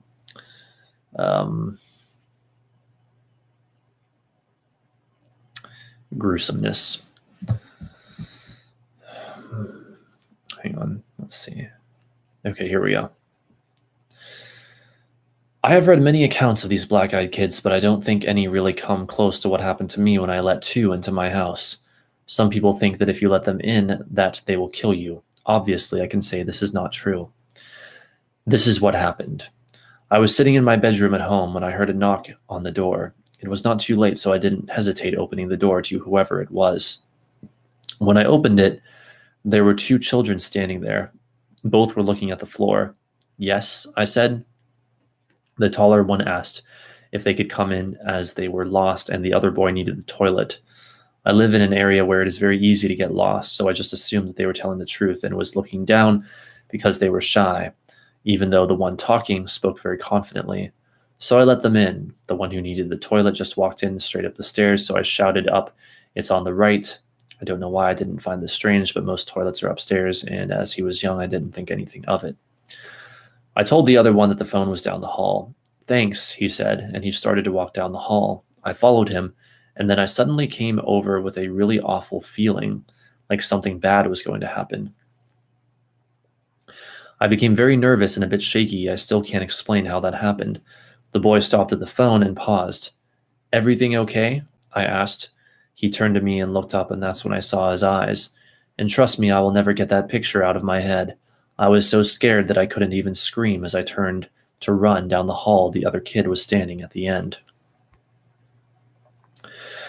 I became very dizzy and struggled to stand up. He walked closer to me and said that they had been sent to collect me. I still couldn't bear to look into his face. I pushed away from him and ran into my front room and slammed the door shut. I was in so much shock about what was happening I couldn't think straight. This is something that you don't even expect to happen, even in movies. After standing against the door for around an hour or so, I finally got the courage to make a run for the back door. So I ran to it and unlocked it. I ran to the back of my garden and jumped over the fence, not once looking back. My friend lived close, so I ran to his house. I told him the story, and as I guessed, he was a bit skeptical about what I had said. I convinced him to come back with me. When we got there, we looked around the whole house but couldn't find them. Ever since this happened, I always have a dream that these kids with black eyes stand over my bed with their hands stretching to me. I hope to God that I never see these again. Wow. Now the website has some comments on it, apparently. This was supposedly posted on haunteddiary.com, but as at the time of this writing, that site is no longer there. If anyone has an original source for me to cite, please leave me a comment and let me know. As for what they would have done if the author hadn't bolted away from the house, I don't care to venture. I have read several reports that have mentioned the BEK coming to quote-unquote collect someone. Is this just an artifact of stories being retold on the internet? Or is it a common feature to black-eyed children encounters? Still working on the answer to that one. And that's it for the site. Yeah, I don't know. Like, there's no way I would buy that story. I mean, who knows? Maybe it is true, but there's no way I would buy that.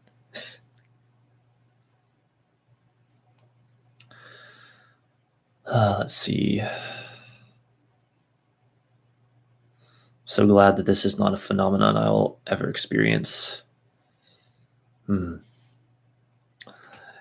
Yeah, I'm glad of that too. Not something I'd want to experience. Though if I did, you better believe I'd be making a video about it or attempting to live stream it right there on the spot or something. Just whip out my phone, start live streaming, and it's like, there. Now what are you gonna do? You know, you're on the internet with 1080p video. Unless on my phone it would only let me use the front-facing camera, but that would still be pretty high quality. Now, where were we? Why the hell is this? Are these search results like backing up or something?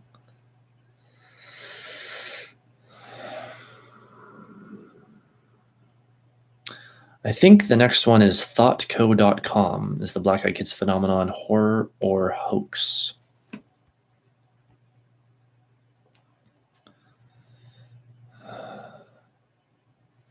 You had ghosts in your old apartment, Yomkin? Fascinating.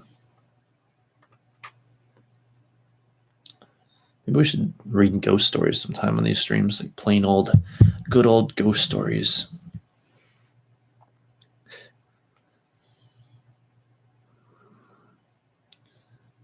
Do Black Eyed Kids grow up to become Men in Black? Yeah, it was something I mentioned briefly earlier, actually, and people do think that there might be a connection between them, the Black Eyed Kids and the Men in Black, because they have things in common, like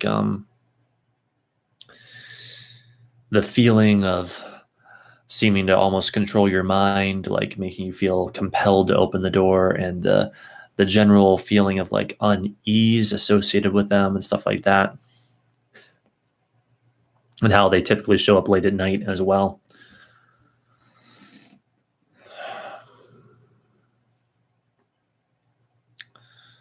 So anyway,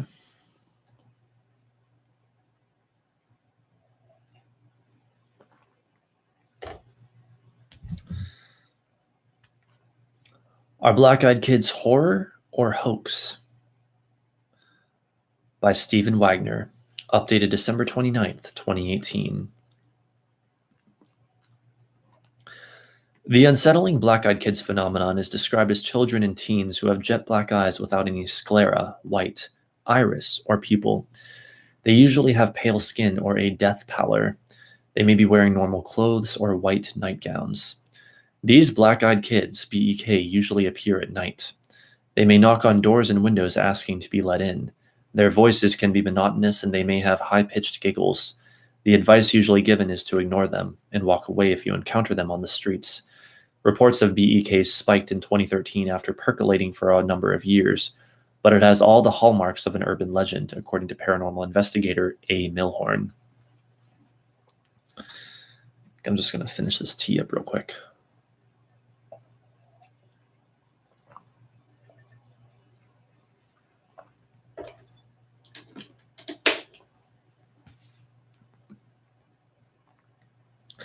Origins of the Black-Eyed Kids tale.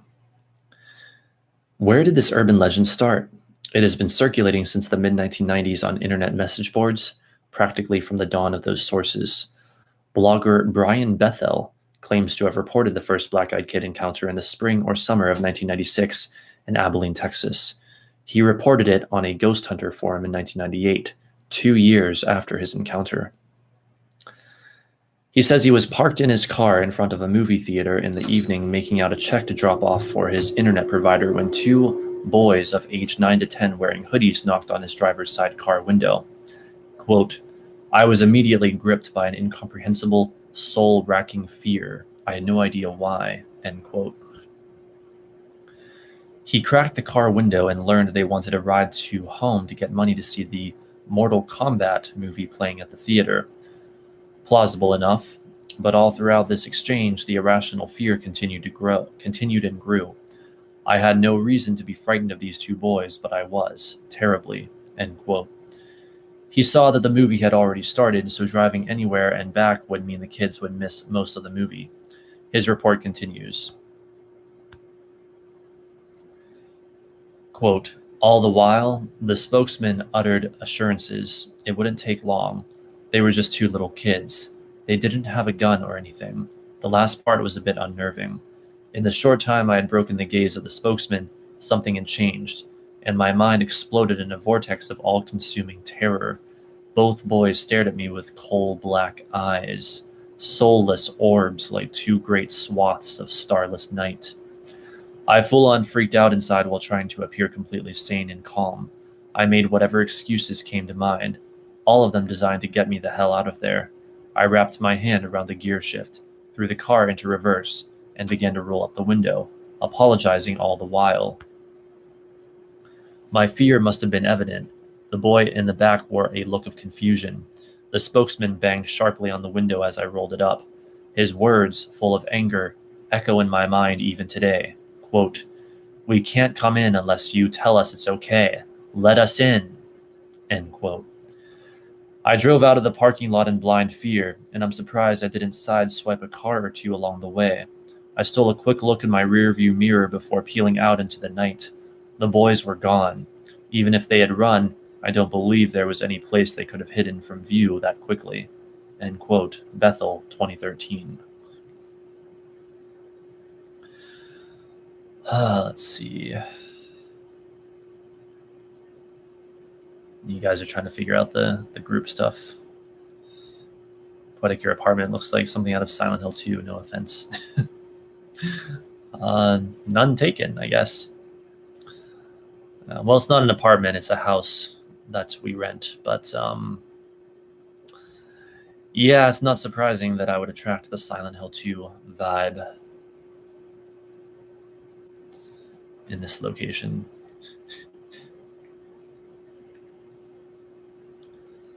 course, I hope eventually to be able to afford some professional box lights in here, these bright lights that it's like bright diffuse light basically, and have that on me the entire time. And that would light things up more in here. So let's continue. Increased sightings of black-eyed kids, but lack of evidence. After Bethel's report, ghost hunters received many similar reports. However, nobody offered any physical evidence, nor were there any reports of hoaxers exposed trying to scare people by portraying BEKs. But as the stories spread, they often shared common elements. It is always night and often there is a storm. The person encountering the BEKs was just going about his or her normal activities when the BEKs appeared. They felt extreme fear and ran away or drove away just in time. These are typical elements of urban legends. The Snopes.com website reported in 2013 elements that might make you suspect some element of viral marketing was in play. Quote, black-eyed children fever hit the internet in February 2013, when a 2-minute video episode of Weekly Strange featuring a look at these strange putative beings was posted to the entertainment section of the MSN website. Not surprisingly, the appearance of the Black-Eyed Children video on MSN coincided with the release of Black-Eyed Kids, an urban legend-based horror film. Falsely perceived experiences. Paranormal investigator A. Milhorn offers psychological explanations for the spread of BEK and similar urban legends. One is priming. When you read about a phenomenon, you are more predisposed to be attentive to it. Reading reports of BEK might make you more attentive to kids and teens seeking your attention in the dead of night. Only an activator stimulus that is appropriately vague in the right circumstances sets off the connection between the knowledge in your brain and your senses, making a false connection between the two, and leading you to a flawed conclusion that isn't supported by evidence. Milhorn conjectures that given priming, pareidolia, and a frame of reference of scary stories, people can falsely perceive experiences.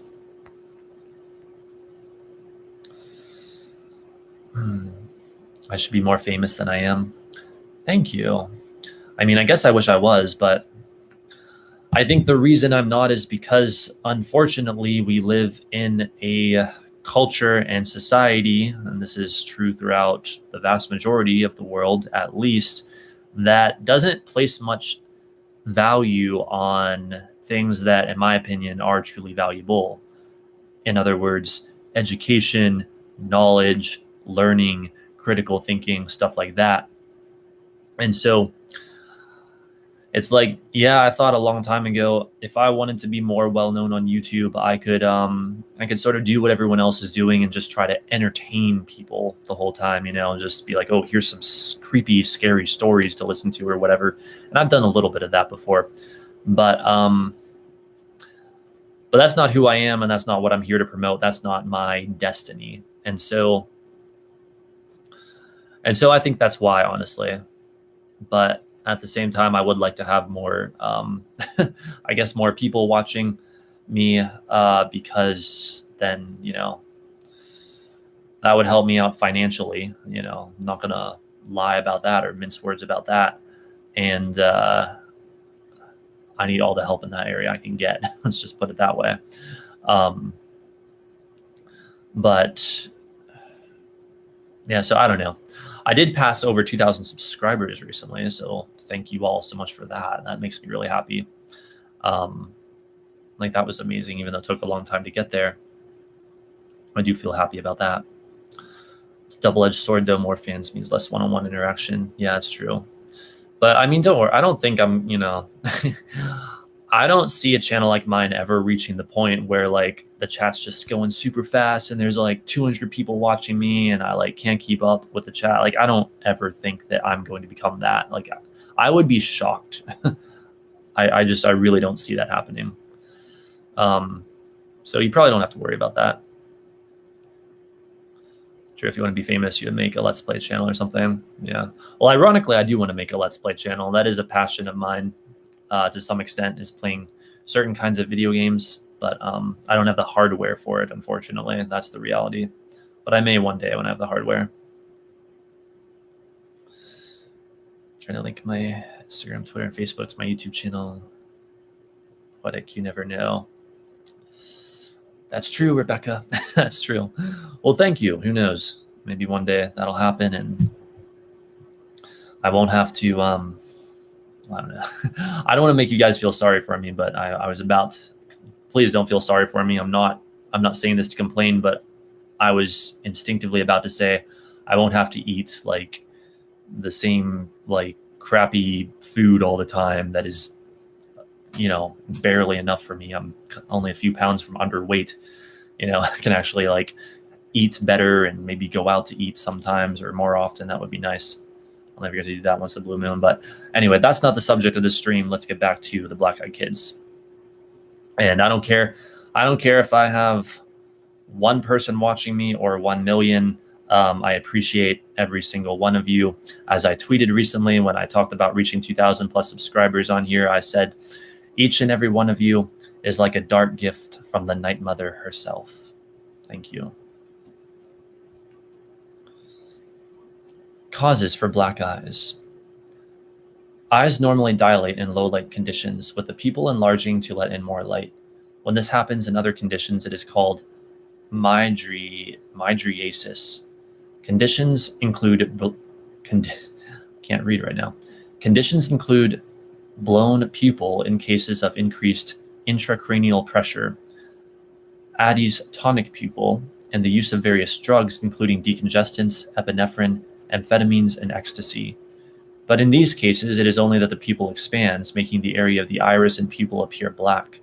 The white of the eyes, the sclera, remains. But if you are primed to see black-eyed kids and encounter one with enlarged pupils, you might project that their entire eye was deep black. BEK hoaxes, possible using sclera contacts. Let's see. Sclera contact lenses cover the entire eye. They are used for special effects in films and theater. For example, the magicians Penn and Teller use a set in one of their tricks, and Penn tells how he is the one entrusted to put them over Teller's eyes. Professional, custom-made sclera contacts are expensive. Black sclera contacts are readily available online for a relatively low price. It is illegal under United States law to sell any contact lenses, corrective or cosmetic, without a prescription, yet they are available from a variety of websites for as little as $20 a pair. It is relatively easy for a hoaxer to obtain black sclera contact lenses. If you encounter a BEK, you may well suspect you are being pranked. Okay, but again, and I'm not saying this to suggest that I believe in black-eyed kids, because again, I think that it's most likely just an urban legend. But on the side of considering the possibility of the existence of black-eyed kids, if there were pranksters using these black sclera lenses, why hasn't that come out over the years? Why hasn't one of them either confessed or somehow been caught using those? I mean, that shit would be all over the internet, or at least theoretically it would be. So I don't think you can quite use the black sclera contact lens argument as a complete and total argument for the non-existence of the black-eyed kids. But again, that said, I still find it hard to believe in the existence of the black-eyed kids myself. Let's see. He tarot, but most importantly, he poetic. Thank you, Ryan. That's very true, I would like to think. All right, so is there anything else to this site? Wait, I feel like I missed some comments. Some great horror indie titles out there. I can see you Let's Play. Ooh, maybe I will. I mean, I really want to play the Elder Scrolls games, or Let's Play the Elder Scrolls games, like Oblivion and Skyrim in particular. Maybe Morrowind as well.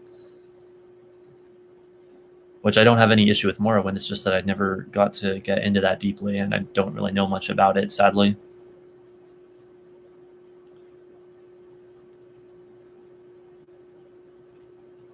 Yeah, it looks like that's it for that site. Yeah, hopefully that'll happen one day. I can get a more powerful computer and do like an Oblivion and or Skyrim Let's Play. My God, I would love to do that. Create like a super evil character. God, it'd be great, and really get in character and tell what would hopefully be a convincing story. I wish I could share with you guys the character that I've created just recently in Oblivion called Evocar Daemone, a name meaning evoker of demons. Definitely the most fun evil character I've ever created for that game in all these years. In all these years of playing it. But anyway, what's next?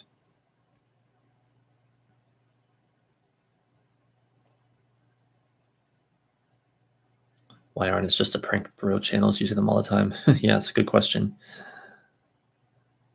Let's see. Okay, next up is weekinweird.com. Witness. I let the black-eyed kids inside. Now I'm dying. Damn, all right.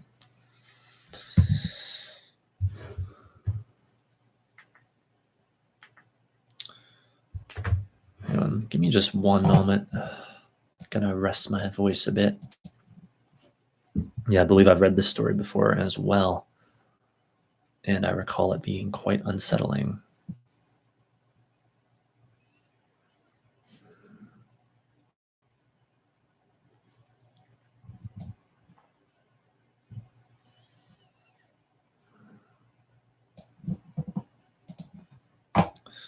Okay.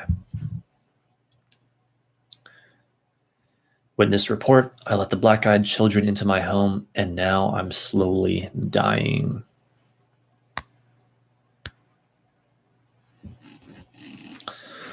Unlike me, who didn't let any black-eyed children into my home, and yet every day I feel like I'm slowly dying. But, you know. In the last few years, the frightening phenomenon of the black-eyed children visitations has swept the internet. Whether or not the stories of midnight encounters with the mysterious black-eyed kids have any truth to them has been a hotly debated topic, but that hasn't stopped tales of the BEKs from popping up on message boards and chat rooms and on paranormal podcasts. Who are they? Where do they come from? What do they want? We aren't sure. No matter who tells it, the encounters always occur the same way. Someone home alone in the middle of the night hears a knock on the door. When they peek through the window, children, normally in a pair, are seen standing in the cold. As the resident cautiously cracks open the door to see what might be wrong, a familiar feeling of dread washes over them. The strange children beg to be let inside, but something isn't right. There's something quote-unquote off about these kids. As the lonely resident looks closer, they see that these children's eyes are black as an oil slick, an unnerving detail that causes them to slam the door and deny their pleas for entrance. Some of them call the police, others clutch a weapon, but never ever do they let the black-eyed children inside. Until now. The following chilling eyewitness account comes from a woman who emailed us to say that she made the mistake of letting the black-eyed kids inside her home, and now, she claims, is paying the ultimate price. Her story comes as warning to those willing to open their door more than a crack. I've edited the letter for grammar, redacting the identifying information, and slightly altered the introduction, but beyond that, the report is submitted exactly as it arrived. Honestly, it's the scariest BEK account I've ever read.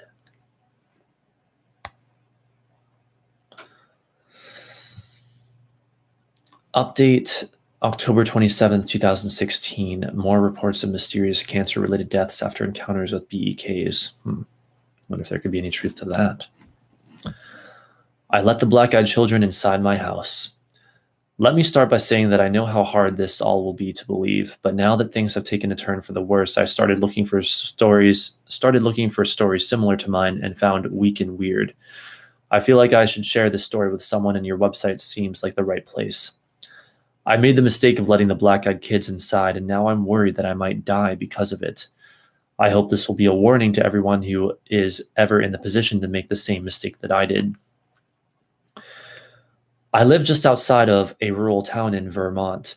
It's a tight-knit community where everyone knows one another and people don't lock their doors at night. There has never been any need to. A little over a year ago, I woke up because I heard a loud banging on my front door. At the time, my husband lived in a small home on a dirt road just off the rural route into town. It was the middle of a snowstorm, and the nearby hills get very slippery in the snow, so I thought that someone might have been in an accident and broken down. It's happened before. When I looked out the window, I could see that out. Correction. There's a typo in this story. When I looked out the window, I could see that our motion spotlight was on. I could see that there were footprints in the snow that had come from our road and into our driveway, but there was no car anywhere. The snow was still covering the road, and no one had driven on it for at least a couple hours. Our front door was obscured from the window, but I could see that someone was standing there. I wasn't sure what to think, so I woke my husband up just to feel safer.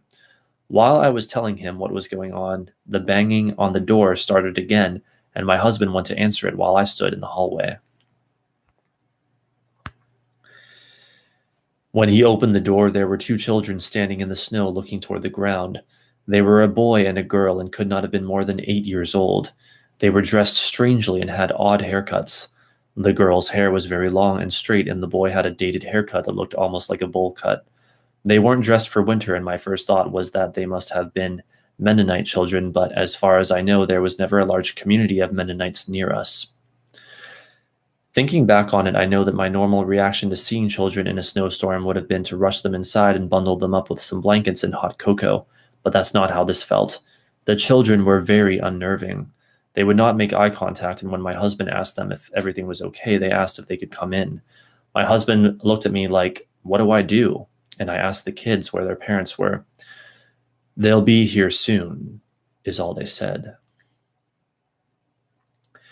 It was around 2 o'clock in the morning at this point, so the only reasonable thought in my head was that there must have been an accident or these kids got lost. As much as my instincts told me not to bring them inside, I did it anyway. I went into the kitchen to make them some hot cocoa while my husband took them into the living room. While I was fixing the kettle, I could hear my husband talking to the kids. He was asking them if they were okay, where they came from, how far they walked, if their parents' car was broken down, things like that. But they always answered, "Our parents will be here soon." They spoke in a sing-songy voice. They weren't afraid to be in a stranger's home at all. I started to notice that our cats, we had 4, were all hiding except Pigeon, who was in the kitchen with me. Normally, our cats are very curious and friendly, and we have to be careful that they don't run out the door when we leave.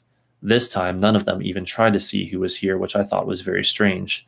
All of the hair on Pigeon's neck was standing up, and his tail was puffed up while he looked in the living room. When I bent down to pet him and see what was wrong, he hissed and started growling and backed up until he had hid himself under the kitchen island. I have never seen him do that before. When I walked back into the living room, the kids were sitting on the couch as still as can be, but my husband was holding his head in his hands. I asked him what was wrong, and he just said that he felt very dizzy all of a sudden, but that he was fine.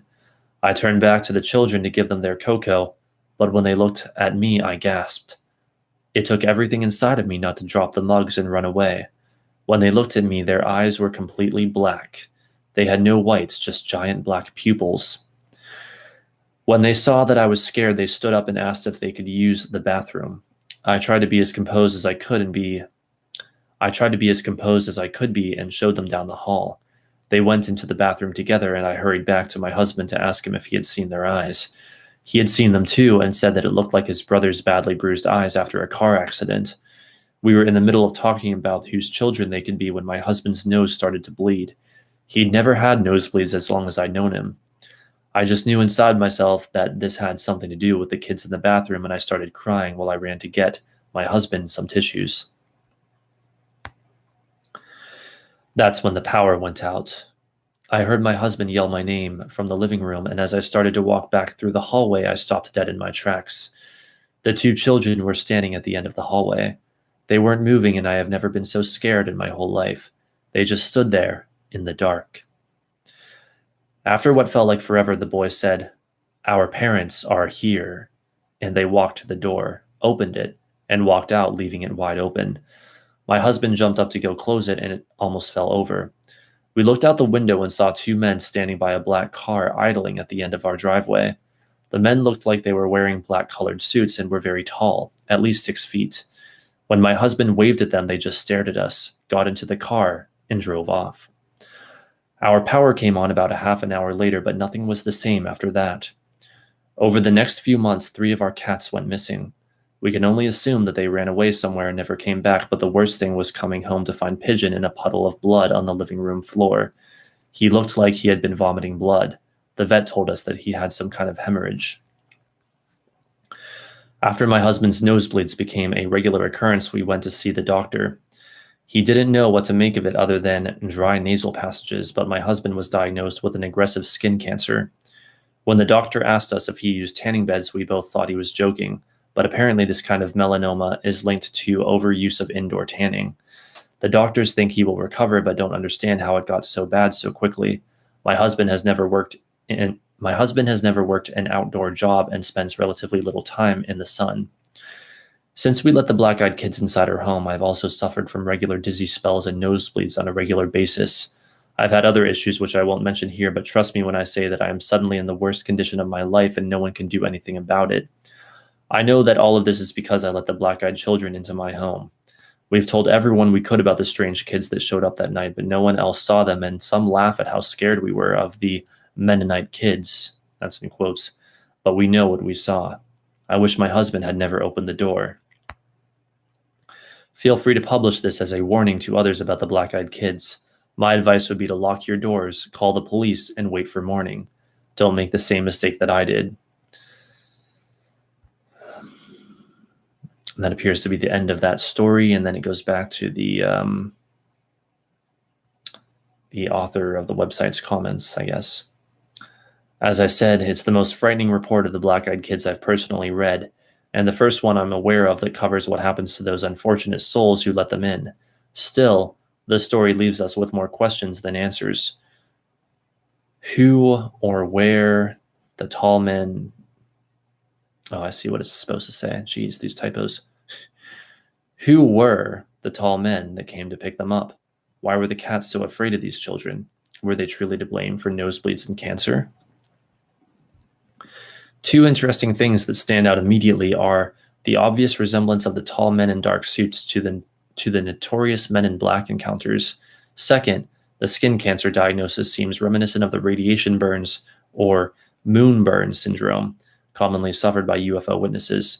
Could the black-eyed children be part of an emerging trend in extraterrestrial contactee cases? Whatever the case, the warning remains the same. Don't let the BEKs inside. Wow.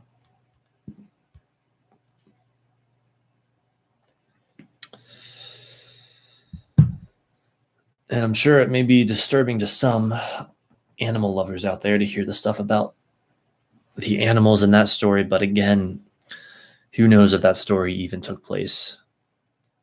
You know, there's no proof of it. There's no reason to believe that it for sure took place. I'm not saying it definitely didn't. I'm not discounting it. Just, I don't know.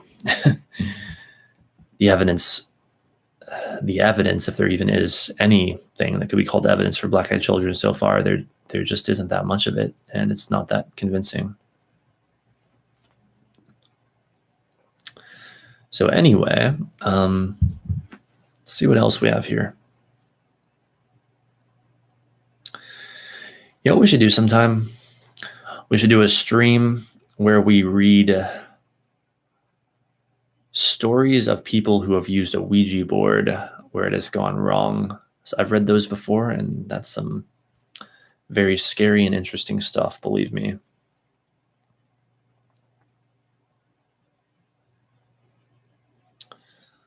Let's see, next up is listverse.com.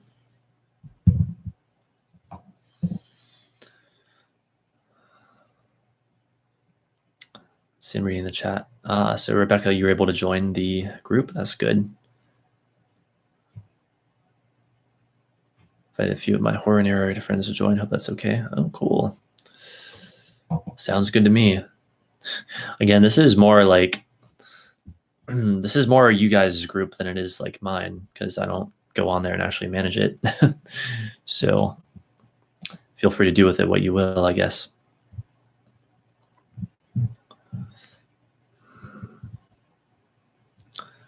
All right, so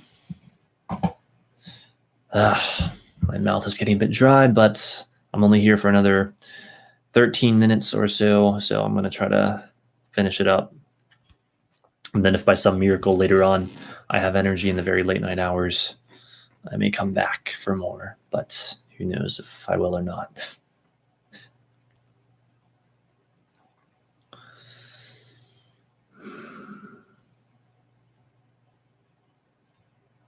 I'm actually a Christian, but I'm not a fundamentalist. Interesting. Well, on that note, just because my name's Poetic Heretic doesn't mean I'm a literal heretic. It's meant to be interpreted poetically, hence Poetic Heretic. Don't leave us poetic. I know, I'm sorry. I have to in like 12 to 15 minutes, though, because I've got to go eat. But I can try to maybe come back later on anyway. All right. 10 Bizarre but Chilling Encounters with Black-Eyed Children by Marcus Louth, June 15th, 2016. Perhaps one of the first urban legends of the internet, stories and claims of encounters with black-eyed children can arguably be traced back to a report of an incident in 1996 involving a man named Brian Bethel. Bethel claimed he was sitting in his car going through paperwork when a knock came at his car window. He looked out to see two young boys around 12 years old who asked the journalist for a ride to a local movie theater. He might have agreed had he not noticed that where their eyes should have been were soulless, deep black stones staring back at him. He sped off as fast as he could, and since his account, numerous claims of sightings have flooded internet chat rooms and alternative media sites.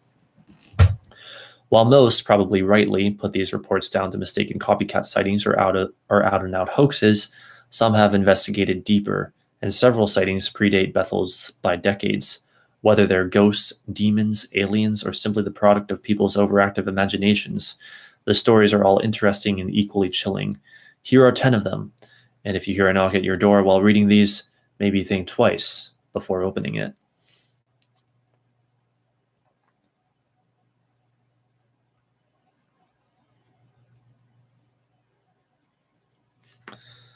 I think they count down, do they? There's no way we're going to be able to get through all of these right now, but perhaps we can read the rest of them another time. Black-Eyed Girl of Cannock Chase, Staffordshire, England. In September 2014, tabloid newspaper The Daily Star ran several full front-page stories of a black-eyed girl who was terrorizing the area of Cannock Chase in Staffordshire, England. Lee Brickley, a paranormal investigator, examined the case. He claimed that a local woman had suddenly heard a terrifying scream, which she believed to be a child in danger. She ran in search of the child, and after initially not seeing anyone, she noticed that a girl dressed in white stood behind her. She stated that the young girl had her hands over her eyes, quote, as if she was waiting for a birthday cake, end quote, and was silent. The woman, who also had her young daughter with her, asked the strange girl if she was okay, which seemed to prompt her to take her hands from her face and open her eyes. Quote, that's when I saw they were completely black, no iris, no white, nothing, the witness told Brickley. I jumped back and grabbed my daughter. When I looked again, the child was gone. It was so strange. Brickley also told the media that his own aunt had witnessed this same girl over 30 years earlier in 1982. He stated that she had heard a young girl calling for help before seeing a girl dressed in white running away from her. Brickley's aunt caught up to her and placed a hand on her shoulder to see if she was okay. When the girl turned around, his aunt could see that her eyes were completely black. The girl then turned and continued to run before disappearing. In April 2015, a video taken from a drone flying over the fields of Cannock Chase appeared on YouTube. In the background, some believe that the drone unintentionally caught a strange girl, dressed in white and matching descriptions of the alleged black-eyed girl of Cannock Chase. Medium Christine Hamlet believes that she managed to capture a photograph of the spooky specter. She also believes, in part due to her gift to connect with the other side, that the girl is the spirit of a child who died of diphtheria during the Victorian era. Those who do suffer from the disease also suffer from a paralysis of the eyes, which makes them appear dark and sunken. That's the end of that story. Strange figures in courtyard, France, 1974. Wow, we're going farther back in time than the Black Eyed Kids stories normally go. Interesting. Actually, wait, when was the last one? September 2014. Yeah, that's much more recent. Anyway, this occurred in France, 1974, allegedly. According to David Weatherly's investigations, a strange encounter involving black-eyed children occurred in the small village of Asny, France, in 1974, or however you say that. The case was originally investigated by Joel Mesnard and Jean-Marie Bigorn and involved two men named only as Alain G. and Patrick V. While leisurely driving around the small village, the two men stopped their car in front of a house while attempting to do a turn in the road. As they glanced into the property's courtyard, they saw 5 mysterious figures who appeared to be looking at them. The figures were around 1.3 meters, 4 feet tall, and were all dressed in the same long garments. Their hair was long, seemingly right down to their waists. The strangest thing by far, however, was their solid black eyes. The figure closest to the men's car gestured to them to come into the courtyard. Unnerved and frightened, the men sped away from the scene. It is claimed that they returned later with more people with them, but there was no sign of the strange figures they'd seen earlier that day. When investigators spoke to people in the area, one neighbor stated that he had also seen the strange figures. He believed they were children and had seen them playing in the road. And that's it for that story. Let's see. You're only following me, Yonkin. Thank you. I appreciate that. Still buffering. Thankfully, the technician comes tomorrow. Oh boy. Well, that is good, at least, that the technician is coming tomorrow. That would drive me crazy. I hate that. When streams buffer or anything buffers. By the way, thank you guys for being here. I really appreciate it. It's good to know that there are people who want to listen to this stuff with me. Story number 8. U.S. Marine receives a knock on his door. While based at Camp Lejeune in North Carolina, or Lejeune, not sure how to say that, an unnamed U.S. Marine stated that in November 2009, he had a strange encounter with black-eyed children near the barracks where he lived. The anonymous witness stated that he was alone in his room one evening watching a movie when a knock came at his door. Expecting it to be his roommate who had forgotten his key, the Marine opened it without hesitation. When he did, though, he was presented with the sight of 2 small children standing outside. As soon as he saw them, the man stated that he was filled with dread and had an impulse to slam the door shut as fast as he could. That was before he realized that both children had jet black eyes. Despite his fear, the Marine asked the children what they wanted, to which they responded, all the while staring straight at him, that it was cold outside and they wanted to come inside and read. The Marine suddenly realized that no one else was within sight, and as the children took a step toward the room, he gave in to the impulse that was racing through him and shut the door quickly. The knocking continued for several minutes, in addition to a quote-unquote rattling from his window, before the noises stopped and the children appeared to be gone. The Marine made some idle inquiries following the following morning, but the few people who had been on site during his strange encounter stated that they hadn't seen or heard anything strange. And that's it for that story.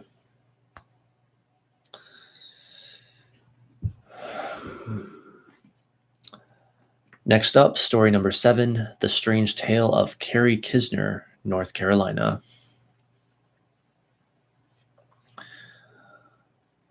On her way home one afternoon from Wake Tech Community College in Raleigh, North Carolina, 20-year-old Carrie Kisner took a detour and stopped at the Triangle Town Center Mall. After visiting the mall, she made her way back to her car in the parking lot. As she did so, she noticed a strange, almost sick-looking boy talking with an older lady. The boy looked pale with dark rings around his eyes, and he appeared to have a rigid and unnatural posture. The old lady appeared to be searching in her purse for something to give to the young boy, whom Carrie estimated to be around 12 years old. Carrie suddenly became more acutely aware that there were very few people around, and the place seemed to take on an almost sinister feel. She quickened her pace to reach her vehicle, but as she passed the pair, the young boy locked eyes with her. Carrie couldn't help but stare back. The boy's eyes were completely black, like gaping holes in his head. She moved away as quickly as she could, while the boy suddenly turned and walked away from the scene, not waiting to receive whatever the old lady was searching in her purse for. Carrie stated that she had the strange impression that while she was staring at the child, he could read her mind and knew what she was thinking about him. That's the end of that story.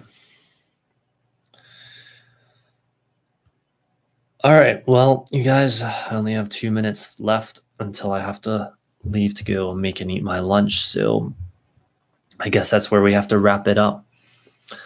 Let me just read some of your comments real quick. Sub to Poetic for almost 2.5 years. Love his content. Thanks, Rebecca. I really appreciate that. Don't want to go to work tomorrow. It's an understandable feeling. What do you feel about Trump? From Swedish News, I only get news from us that you guys are destroying each other. Oh, yeah. Well, personally, I'm apolitical, so I'm not really one to ask about anything related to politics.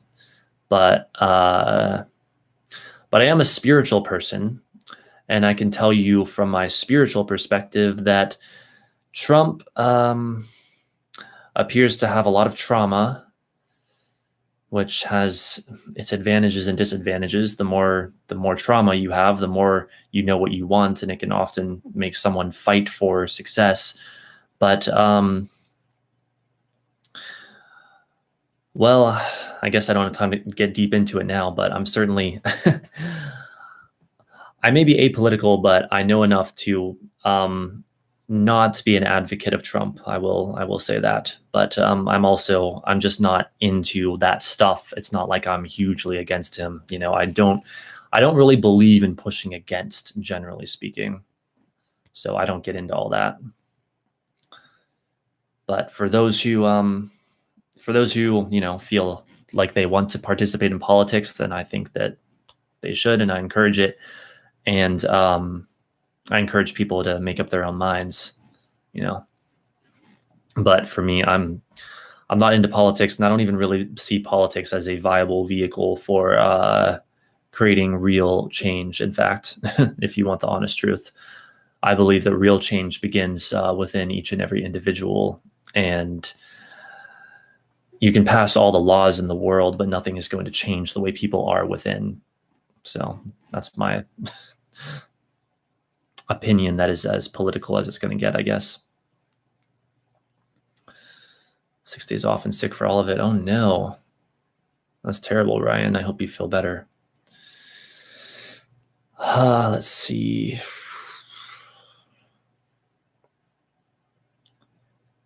I'm just going to go through your comments real quick. I guess I have to hurry up and get moving, but just going to read a little bit of what you guys are saying.